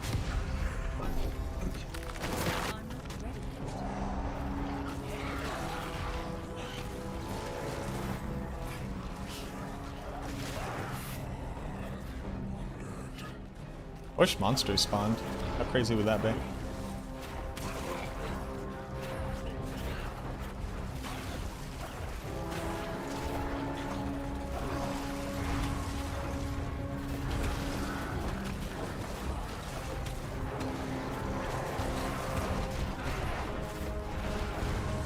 Asking for an awful lot, I know, right?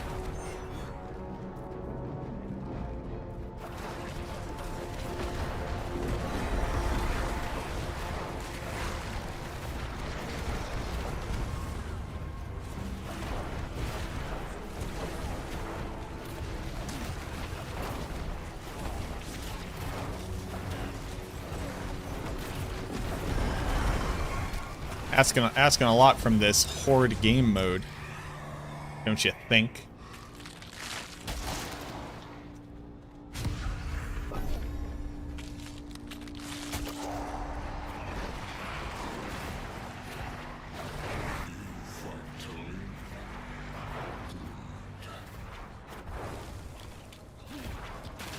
I can't imagine that world tier affects the fish.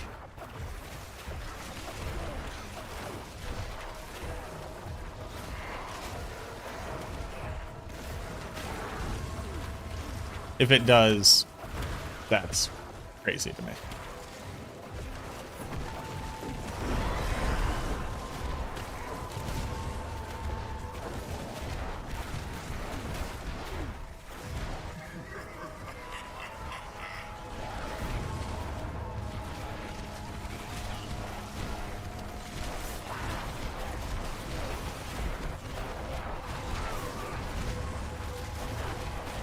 Seems so sparse. This is on hard difficulty. This isn't like endgame, but it does feel bad. They can now ambush you, sure.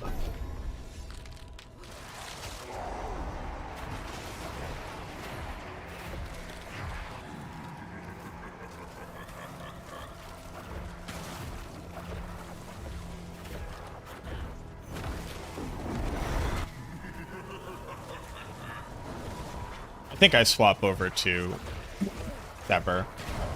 Sever mobility. I'm never gonna fucking cast Iron Maiden.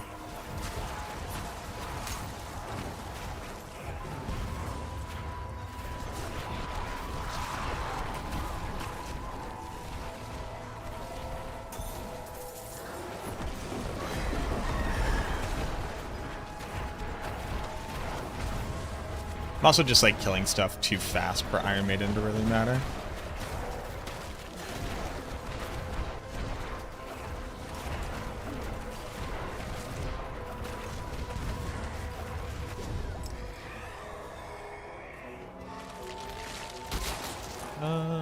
Ba, ba, ba, ba, ba.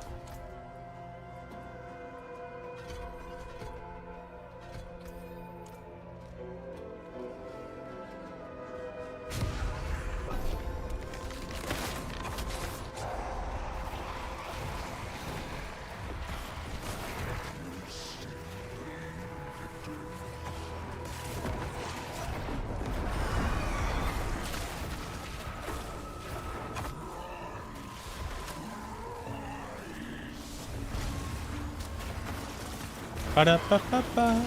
I'm loving it.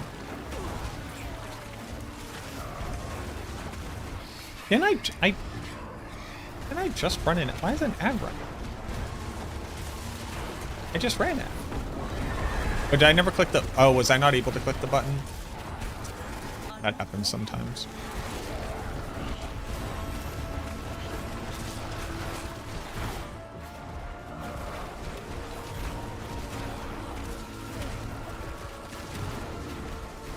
Dude, the four digi damage.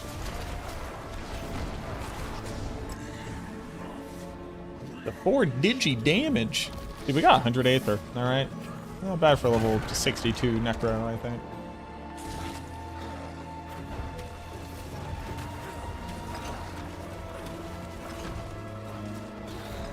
Got him.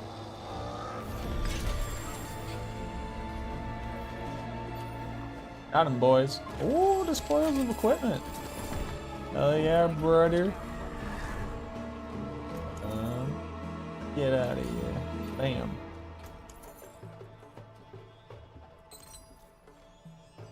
And an Aether into experience. Maybe you're just supposed to do just experience here. Yeah, that's probably the play, honestly. Big helmet. Good enough. I'm over. Big boots? Boots? Well, my boots have movement speed though, don't they? Probably go temper my boots. I'm going to be using these for a while.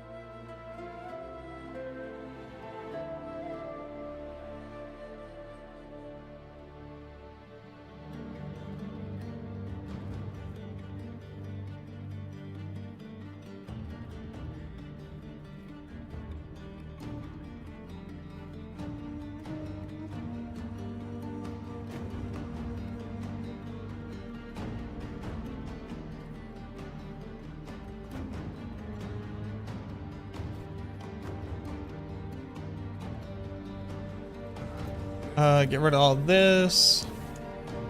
Temper mobility. Nice. And what's my next thing? Helltide. Helltide, baby.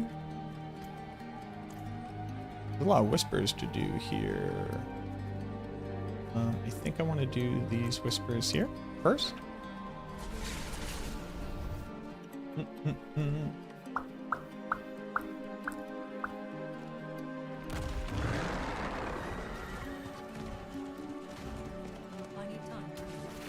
I'm a cowboy, baby. Remember that song at all?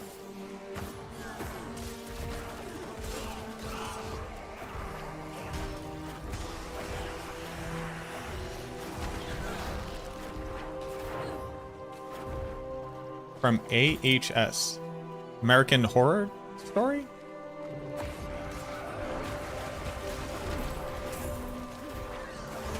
I used to love that show very much, and then I just fell off from watching it. Nothing like really happened. I mean, I just don't generally watch TV anymore.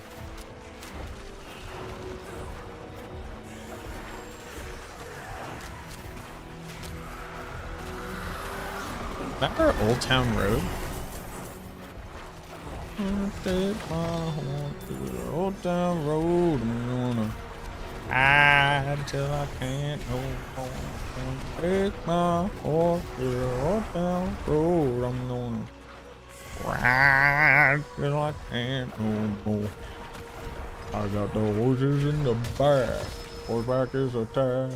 That is matty black with the boots of second man. Riding on my horse. Who can whip your Porsche? I've been in the valley, you ain't been off that porch now. It's like a little bit weird for me to say you ain't been off that porch as a white man, right? A little bit weird.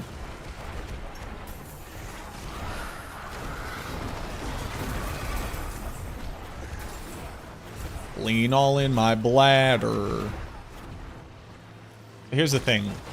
The lean would not make it into your bladder. The bladder is where the urine is stored. It would have been processed in the liver.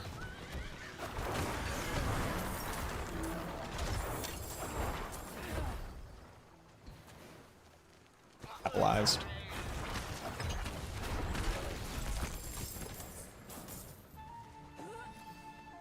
Housing is not a racial group. I think there's a term that goes along with porch.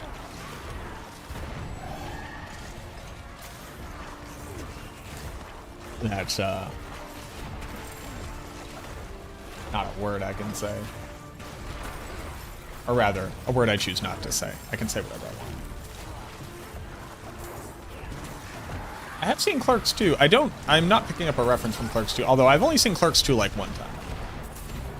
Season start next season? I'm going to be starting on Warlock for sure. But I'm going to be playing solo Self-Found.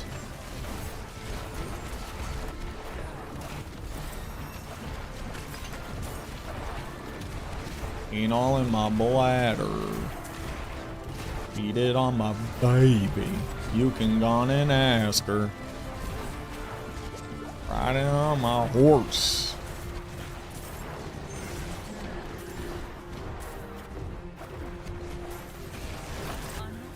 Will Smith is filming another Clerks movie called Store Wars, and he's doing a documentary. Oh, really? That's very interesting. Store Wars. All in my bladder. Cheated on my baby.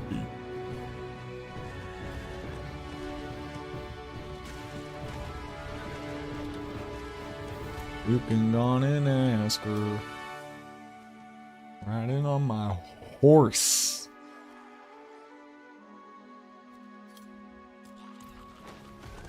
Sorry.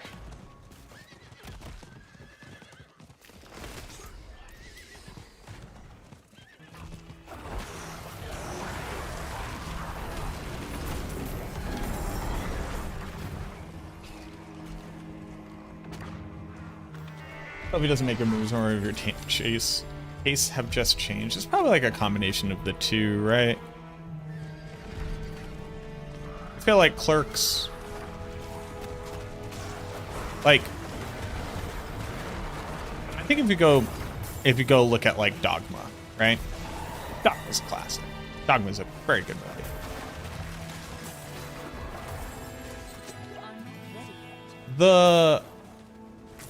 The scene where they're in a strip club and they're out. Oh, the scene where they're in the strip club, great scene. Obviously, I was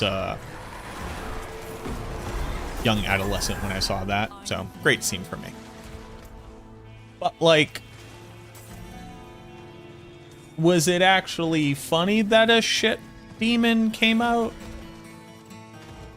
and covered everybody in shit? Is that funny? I'm not sure I would call that particularly funny. I think I would call that a shit demon. And I think it's okay for that to like, I think it's okay to be like, the shit demon was kind of nothing, huh?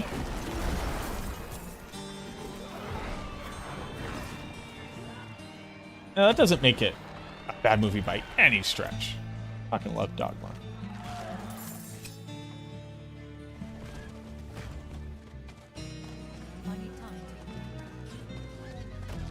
But it's okay for your taste to go, actually, you know what? Shit demon scene isn't that funny. And I feel okay saying that.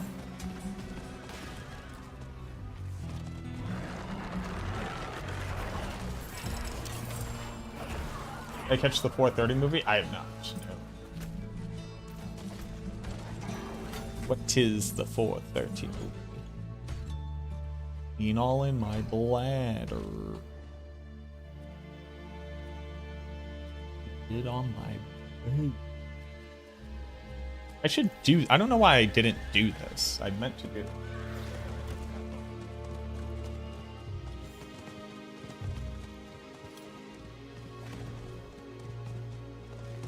One socket, one AR. Rip dog.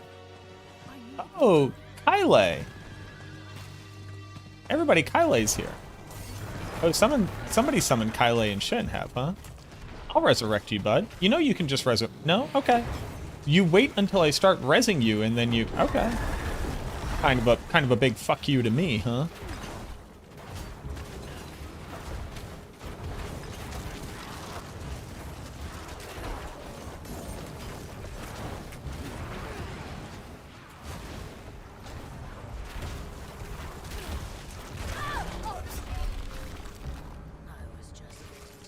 Can I read chat for a second?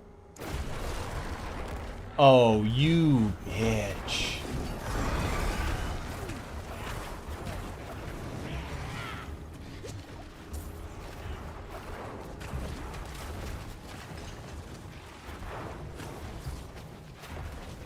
Hey, where did you guys just attack to, huh?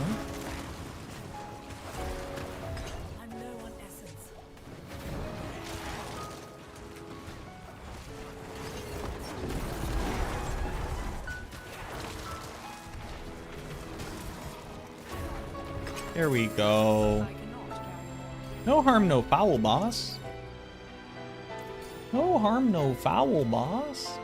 Cheated on my baby.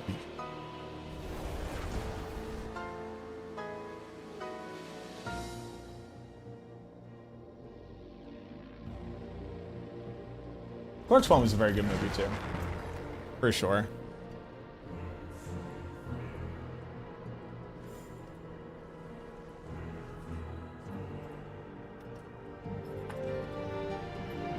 Cold damage multi.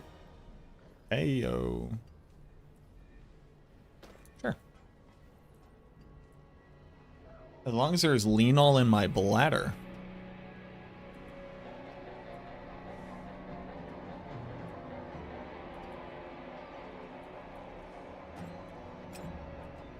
My dog is being very cute. She's snorkeling the air out there. Oh, he is laid down. Gauntlets, sure.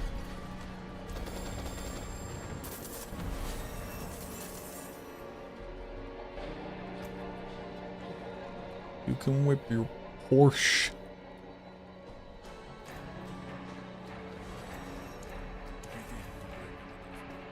Another infernal horde.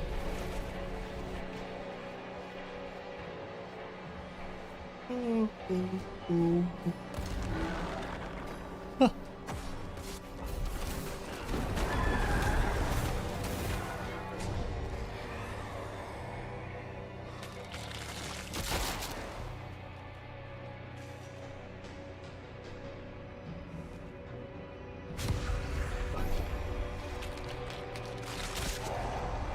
Boop, boop, boop, boop. And attacking slow feels bad.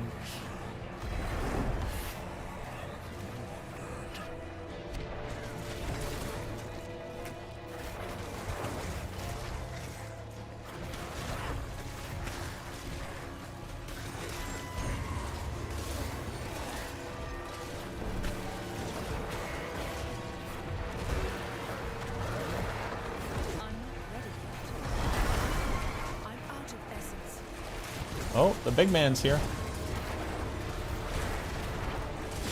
Doing big stretchies. What are you doing, man? Having a good time over there? Yeah, she's having a great time.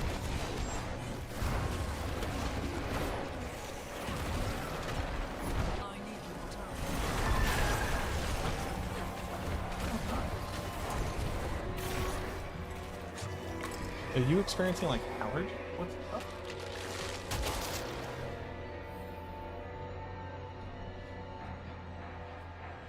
Okay.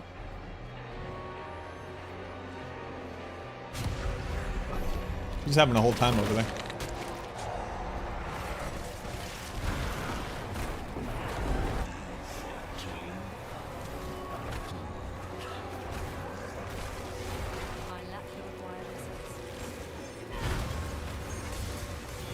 Something has changed because all of a sudden I cannot generate resources fast enough.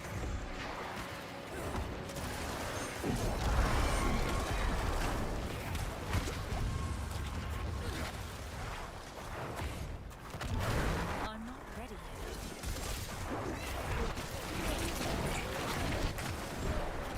I'm out of essence.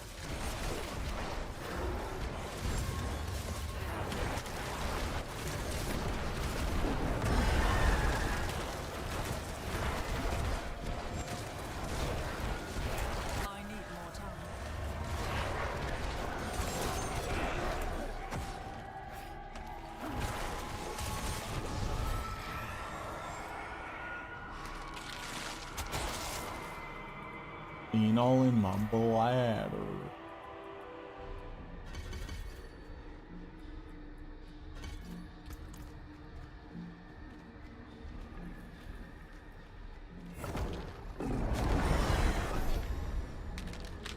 Riding on my horse. Alright, I do need a different song to be in my head. Mostly I need to not just be repeating lean all in my bladder.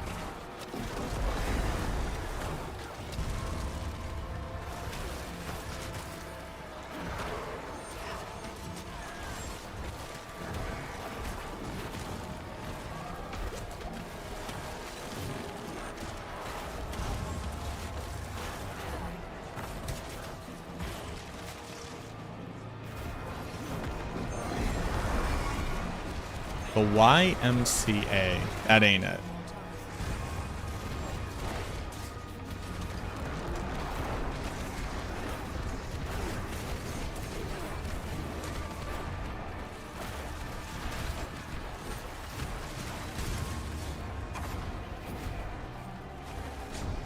I do love the YMCA. It's just never been a vocal stim of mine.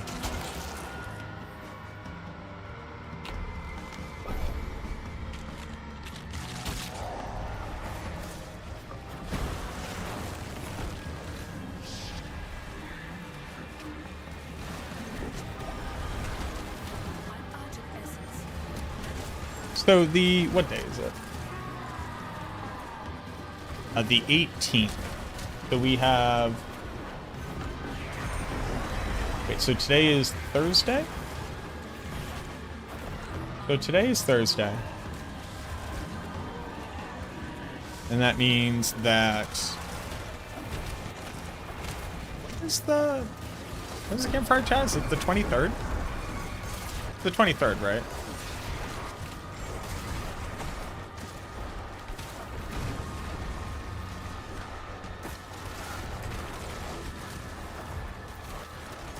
So the 23rd, we figure out what changes they're going to make. I'm out of essence. We have a week to do like theory crafting, which is nice. Theory crafting, get guides updated.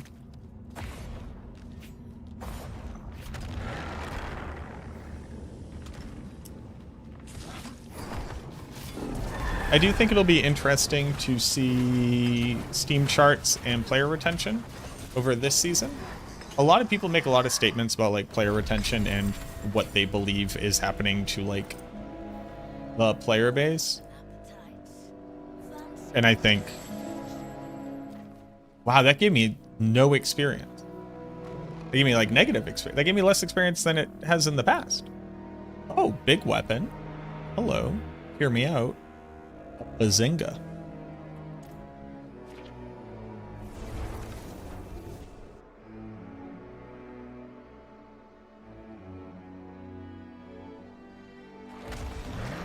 But on Steam, where like a very small percentage of the player base plays, there's like record high both players and retention. So just be interested to see what's different about that, if anything. Would I ever spend my... No, you would never spend your guys here. Do I have keys? I do have keys. Obel's Reserve? Forsaken Quarry is fine, sure.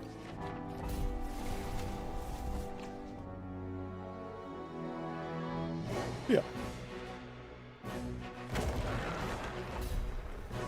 Oh, it's a kill-all. I did not remember that. It's just been so long since I've been to the old ways, the old stones, which itself is a dungeon. So. Two-section flail. A two-section flail?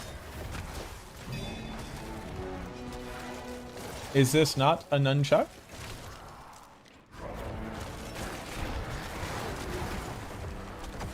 Oh, what you want? That's a nunchuck.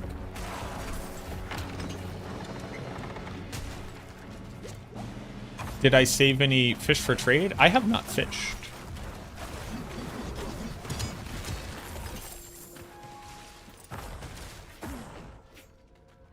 I actually don't know if I've ever fished. I didn't have time.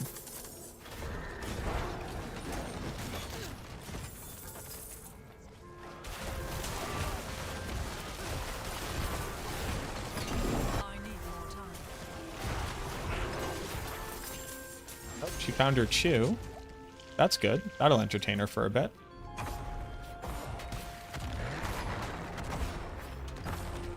Hopefully.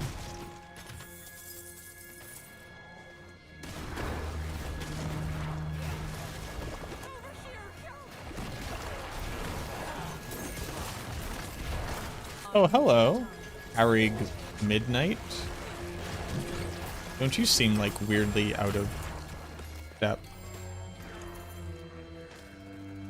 All in my bladder.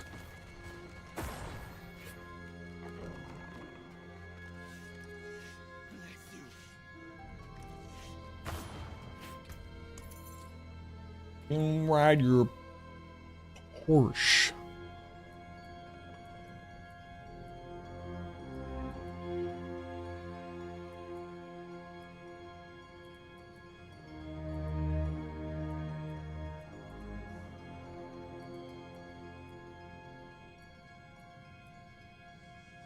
Pretty good corpse skills. These are corpse skills. Hell yeah, brother.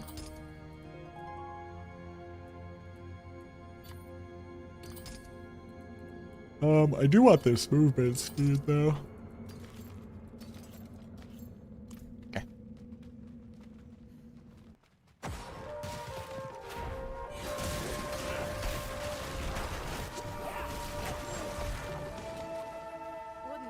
I definitely, like, have we not found a cow fish boss? I was like very clearly on their t-shirts. I need more time.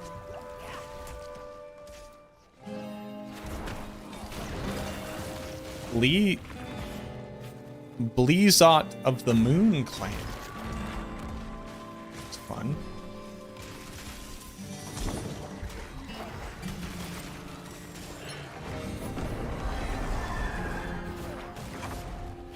Why is the key greasy? Can we have a conversation about this? Can we talk about this in a really open way?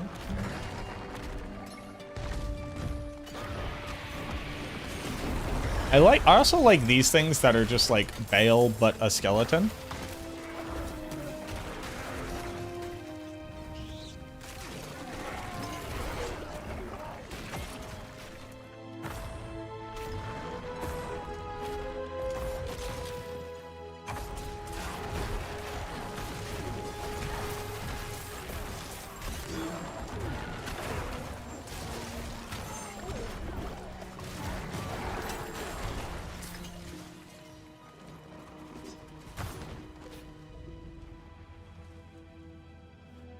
Gift fit for a king.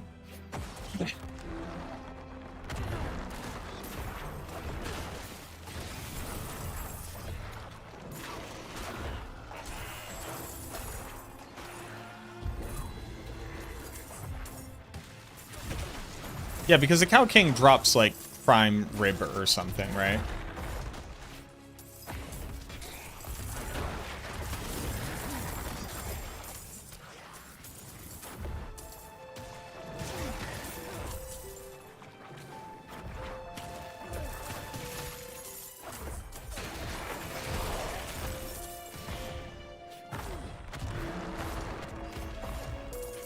We have like the Cannibal King I lack the required essence. guy.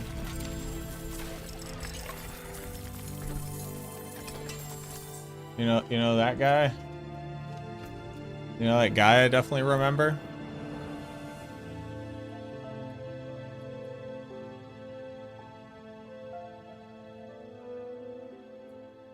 Feed it to the guy who teaches you. Ooh.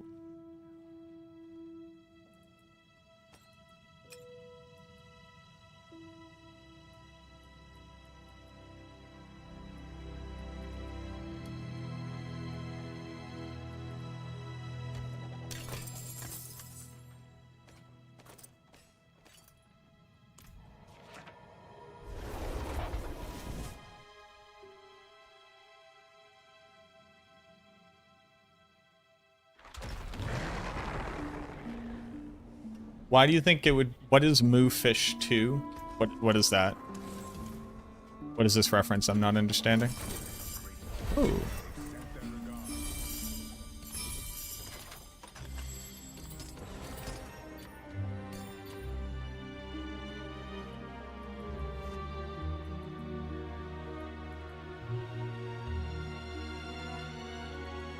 Mastery would be plus $2 skills.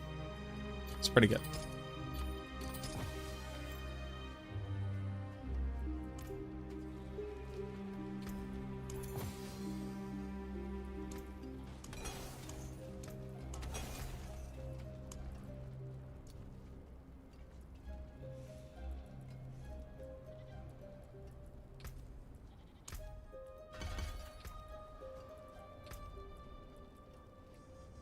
Hordes.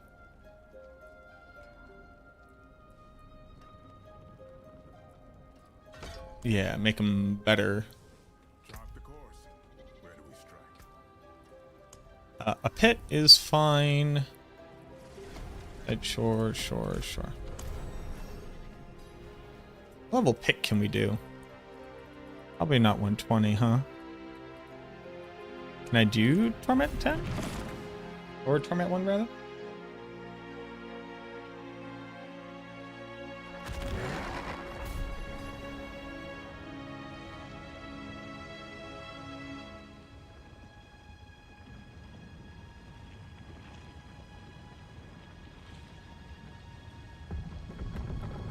Ever tried Hemorrhage instead of Reap? I feel like the 4 stacks overpowers a nice boost, a lot less essence though. I have not. Not really. I'm using it primarily as like a just in case.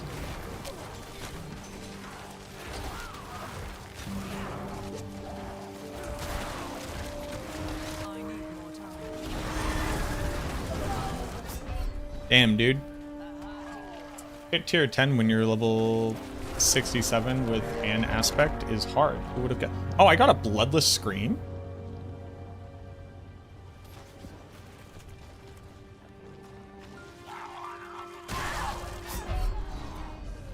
That changes things.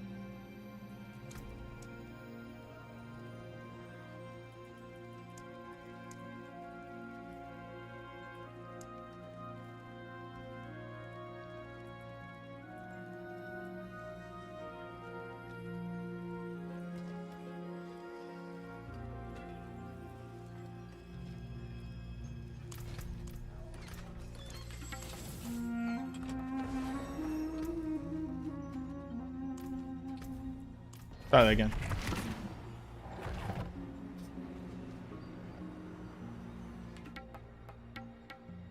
The 60 additive from Overpower would be pretty nice. Of course they're elemental resistant. Why wouldn't they be? I lack the required essence. I need more time. Ow.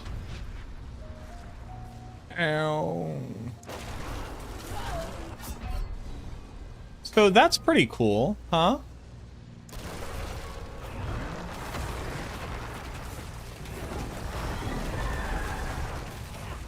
Resurrecting on top of the thing that kills you. That's pretty chill. I'm not ready yet. Actually, that was cool, and I didn't hate it. I know how that might confuse some people, because it looks like it wasn't cool and that I would hate it. But in fact, it's the opposite. I'm not ready yet.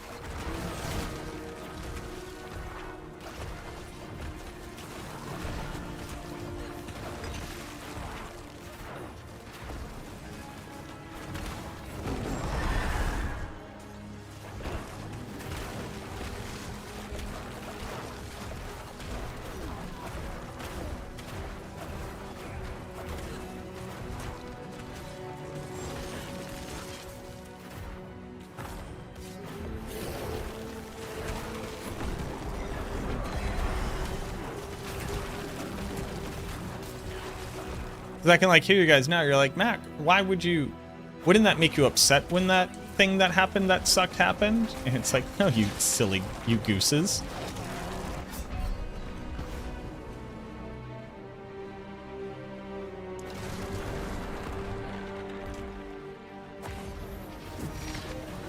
It's actually, in fact, very cool. I do like the trail that you're following for this fish thing, by the way. I just don't have a lot to add because I have effectively no context. I need more time.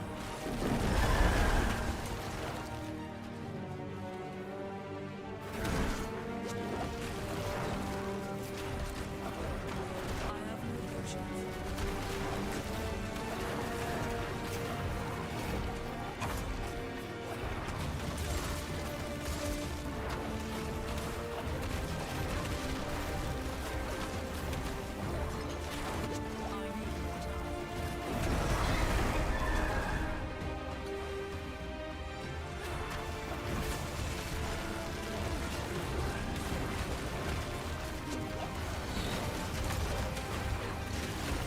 I do not have any potions.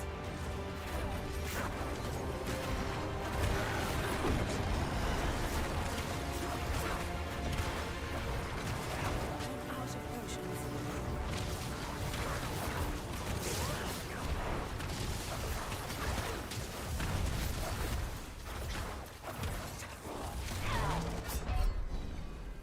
Yeah, like there, you're probably like, wow, you probably think that's pretty lame. And I'm like, actually, it's not.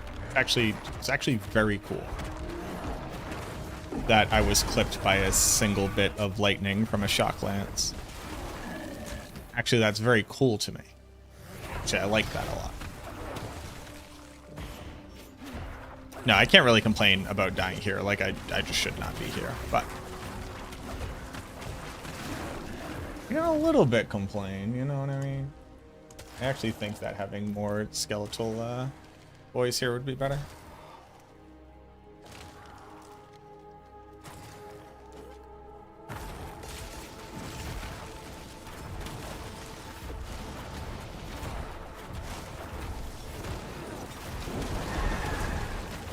I lack the required essence. I'm not ready yet.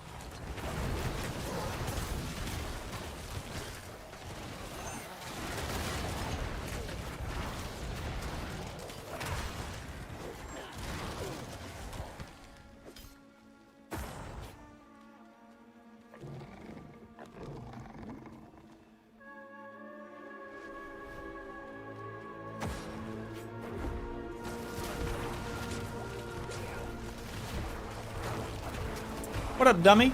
How you doing?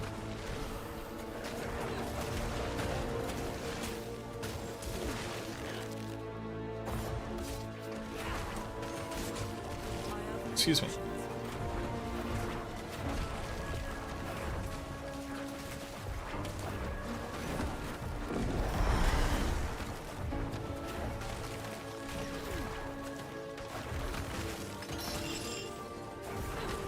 I need more time.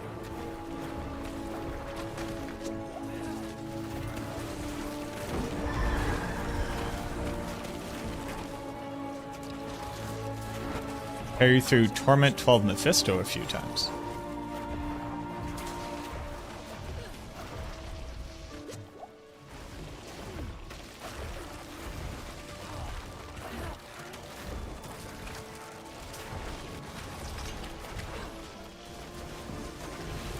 Are you able to kill him on like T10 or T11?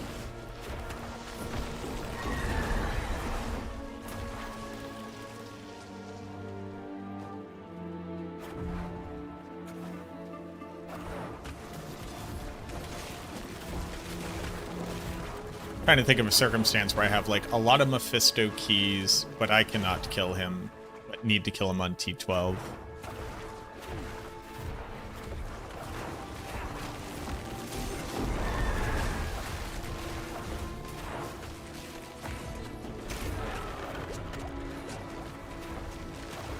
I'm low on essence.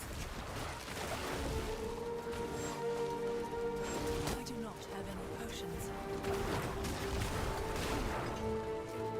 I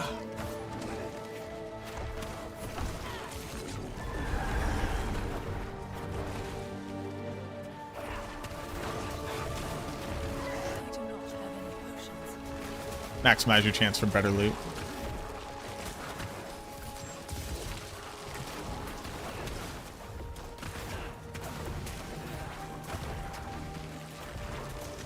I have no potions.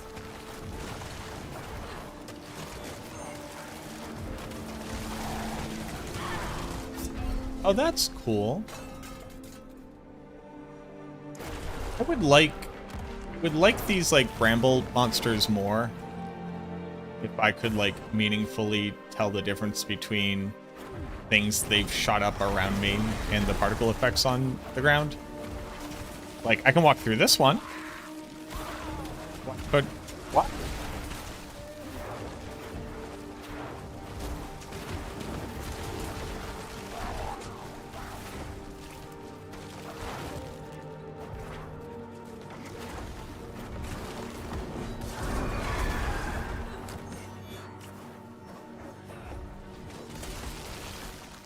Do I have other characters? Oh yeah, this is like my 15th character.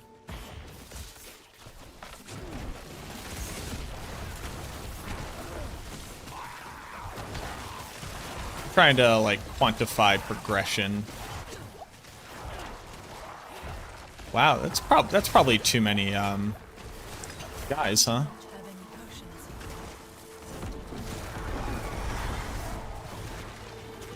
Probably too many guys. I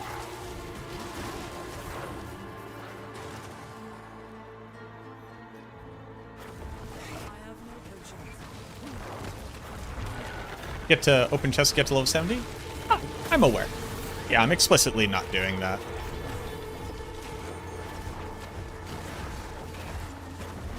I'm trying to quantify progression, not power level.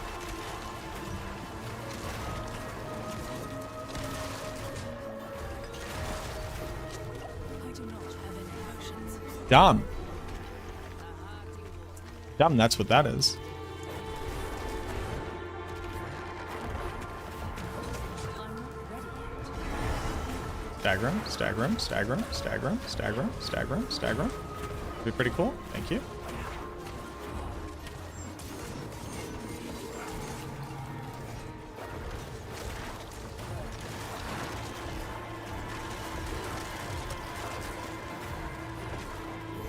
There we go. Being all in my bladder.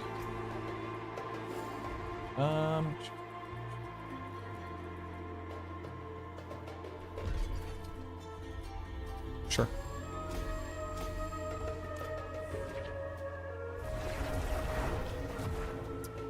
Feels weird that the ultimates aren't good enough for the bar.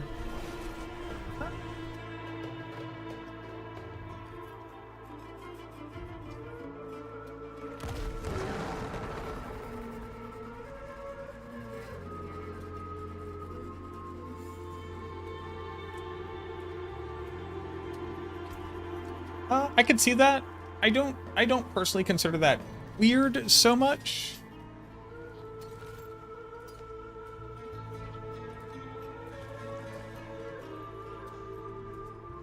More so. Hold on. Hold on.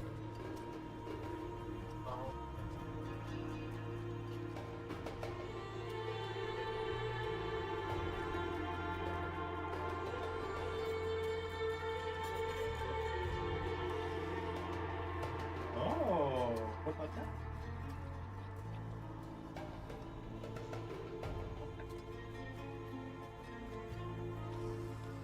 Yeah, I got a tornado watch.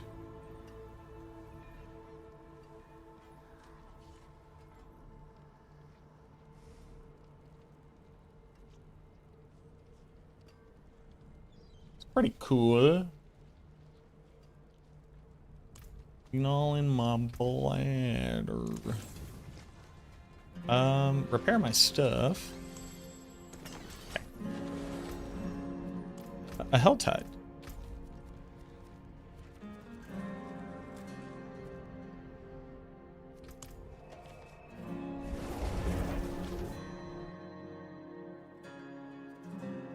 Riding on my horse. You can whip your Porsche.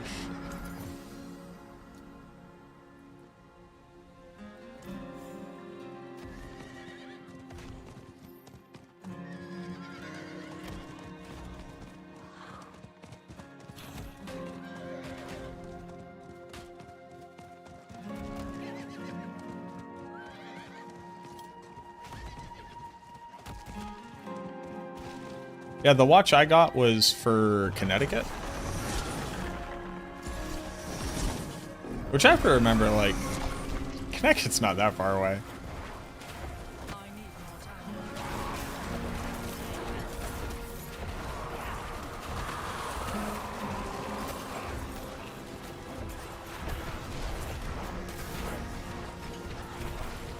Oh, it's also in Mass? No. I now care a lot.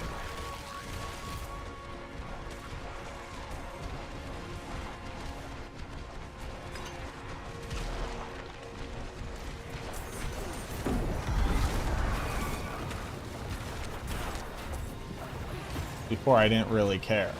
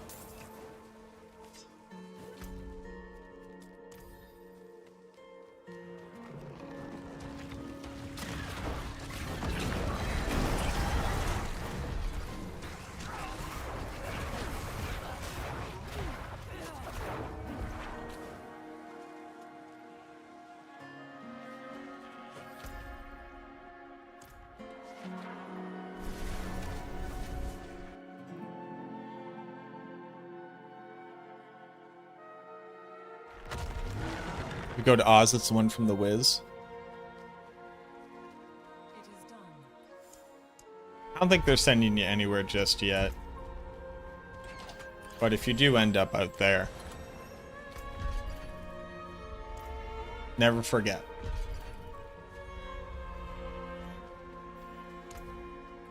Never forget.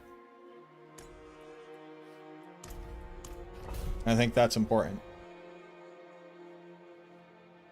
Damn, I'm hungry. So yesterday I did go get Taco Bell. And I even drove like extra far to go to the not bad Taco Bell. Basically, we live close to the ghetto. and I don't want to go to the Taco Bell in the ghetto. I've eaten enough ghetto fast food. I don't want to go to the Taco Bell in the ghetto. So I went to the other one, and I ordered through the like the in-store kiosk thing. They somehow convinced us to put in our own orders, which I don't really mind. That was smart. And I ordered the food, and I'm standing around, and like 5 minutes later, I get like, "Hey, are you Matt?" "Yeah, I'm Matt." "Hey man, yeah, I know you ordered the discovery box, which is the more expensive box to try the new thing that is out, but we don't have those anymore. Can I give you like a taco or something?" And I'm like, "Well, I would like to be given a food item that is commensurate with the additional cost that I incurred by buying the more expensive box. Can I do like a cheesy gordita crunch?" Which still isn't truly commensurate with it. You can actually just get that in the $7 box, but like, what? And the person's like, "Yeah, we can do that." And then the box was supposed to come with like a bean and rice burrito. And I added ground beef to it, so it's like actually like a real burrito. This was the most fucking beans that had ever been put in a burrito. I'm positive. Ever.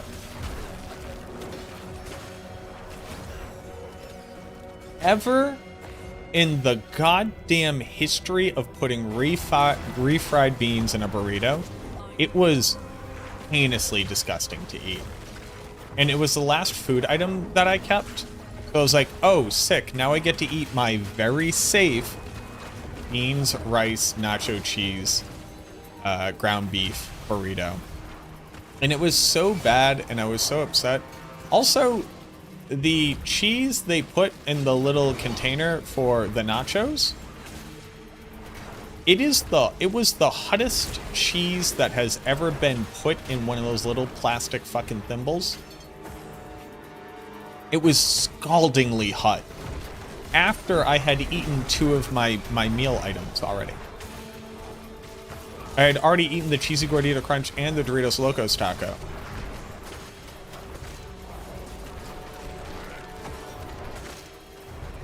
And it was still scaldingly hot.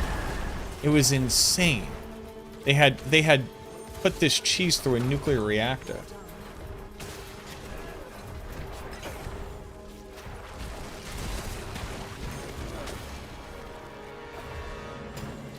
It was astounding. Truly astounding.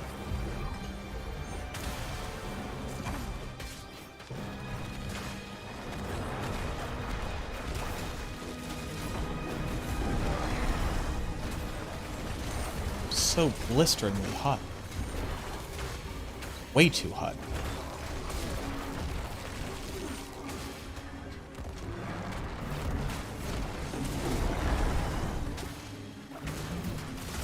All in all, like a 5 out of 10 Taco Bell experience, I would say. Which is upsetting because Taco Bell is like my safe food. And the thing that's upsetting about it is one of the major reasons why I wanted to go get the Taco Bell in the first place, because I wasn't interested in cooking any of the food in the house. And that hasn't changed, and I didn't get a good Taco Bell experience. So I just still want Taco Bell. I mean, I always want Taco Bell, but I'm able to fight the urge sometimes. But, like, I just want it. You know what I mean? I just want the Taco Bell. And I want it to have been good. I don't think that's unreasonable. I think that's a very reasonable thing. And I don't understand why nobody will support me in my time of need. You know, we can't ask people that they be strong at all moments and then not expect them to break. And if God's gonna keep giving his hardest challenges to his strongest warrior, take me off the list.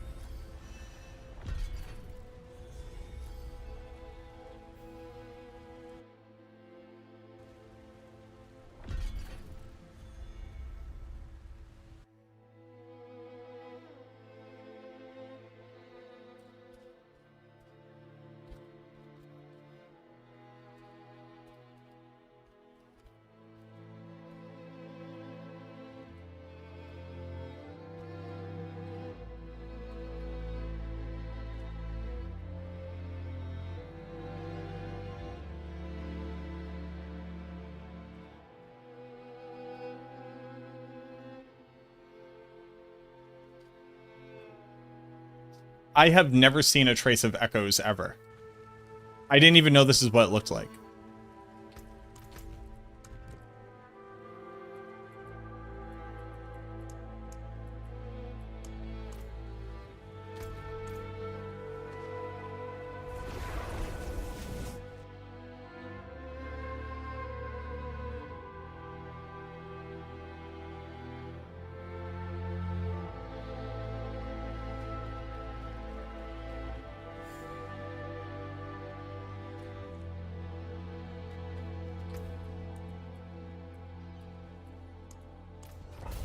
Huh.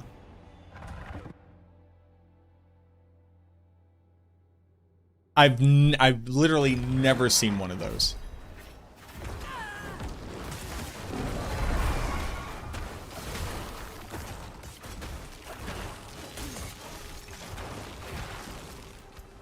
Oh, I also just realized something. I'm not ready yet.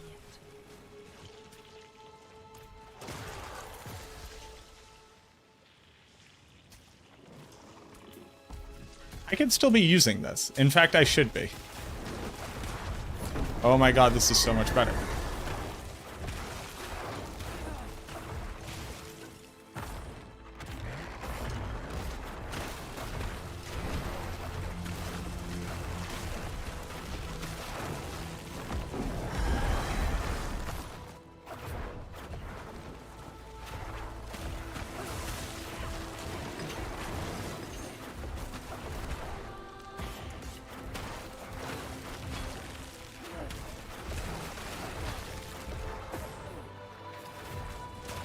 Do they only drop from the Undercity?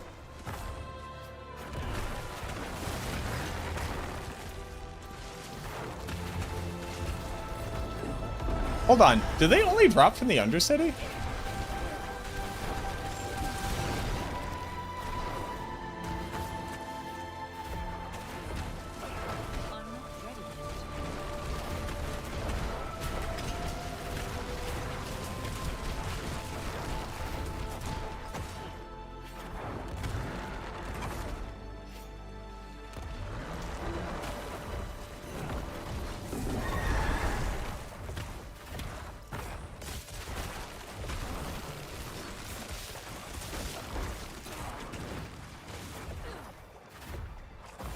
Yes, you can only have one at a time. I do know that.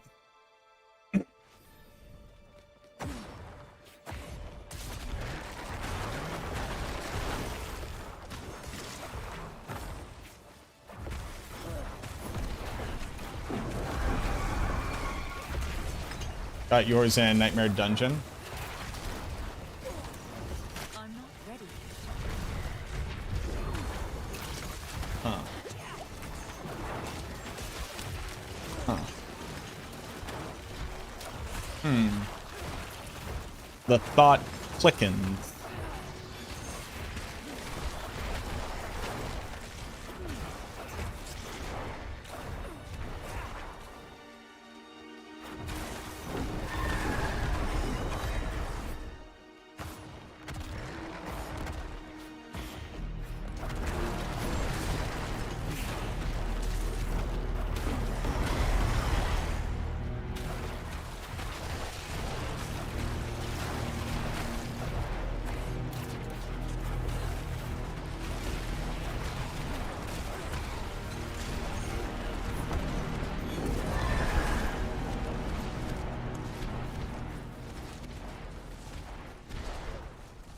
Where is it held? Where do you have it? It's just bound to your character?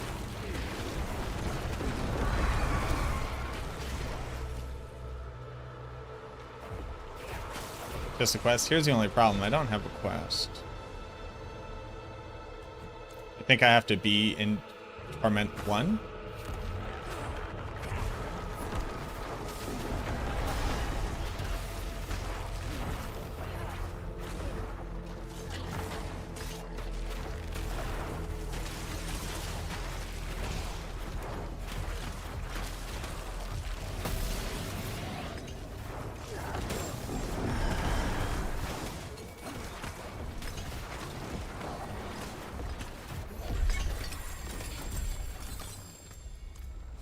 Gravekeeper.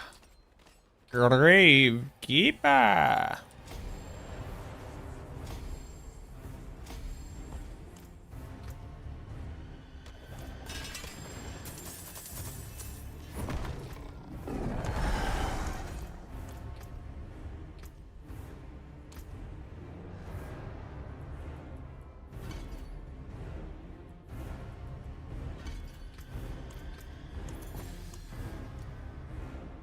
The Gravekeeper.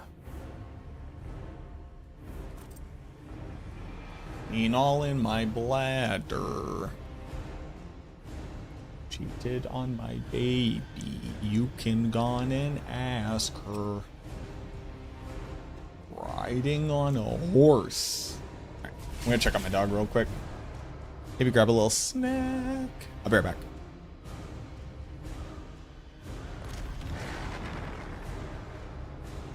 Oh, hold on. Do my little turn in. This will level me. Now we're in.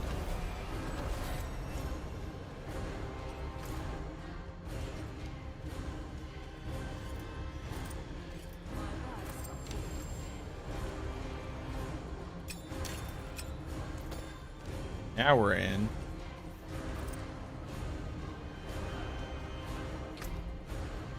That, sure.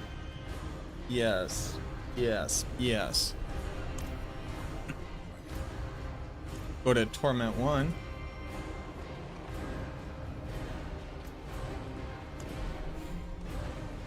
I did this. I did that.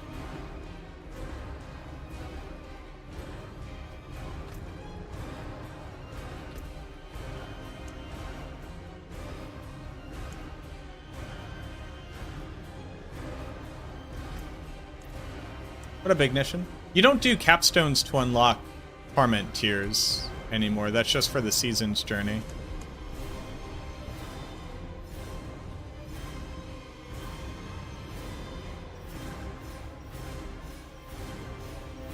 Unlock Artificer's tier. Conquer tier 10 on this guy. What the fuck does... I mean, it means this, but what the fuck is Artificer's tier?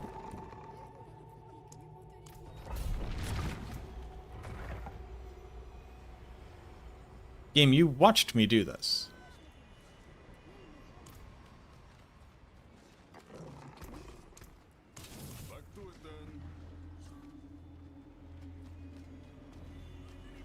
Alright, I'll be right back.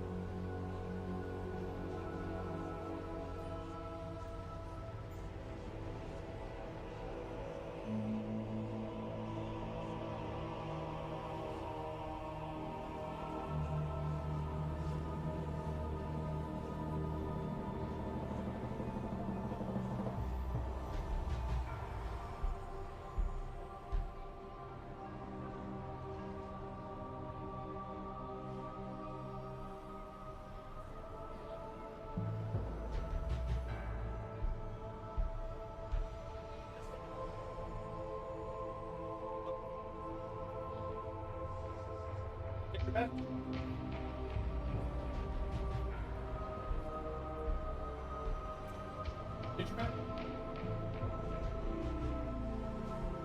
Did you bet?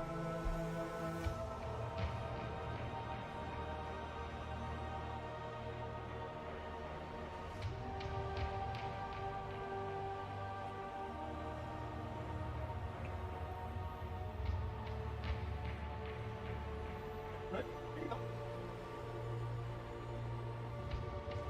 Yep. Ah.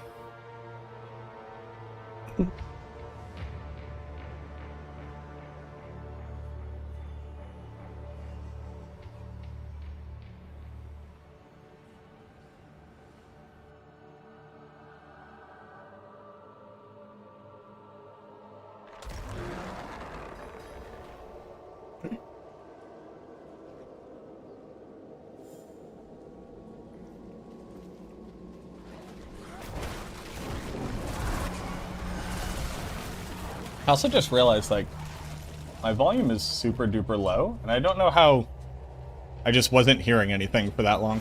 I'm not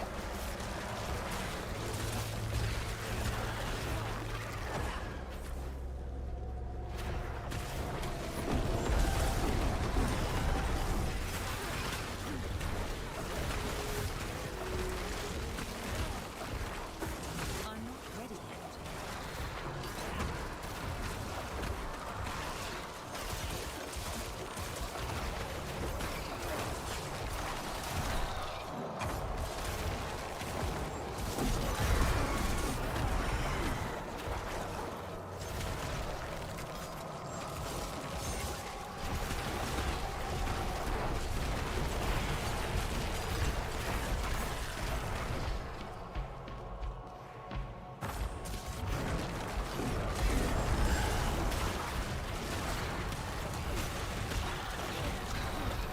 My dog was beginning to get ornery and was barking at me downstairs because she wants to play, which is fine. She's a puppy. She wants to play.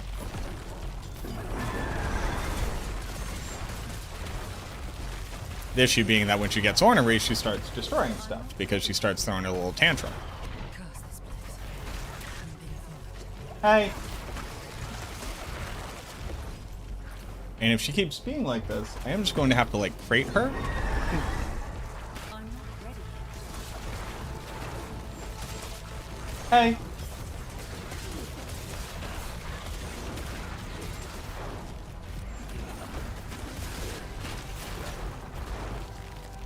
Oh.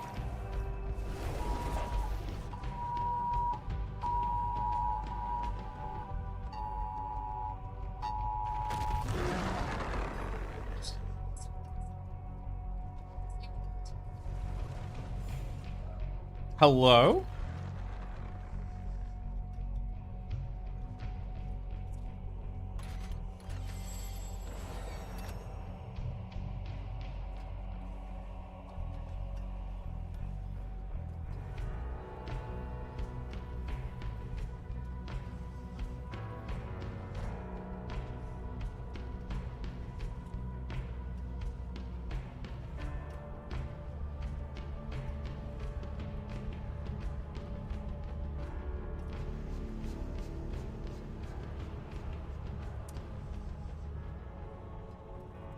There's a tornado, so I have to go. Bye-bye.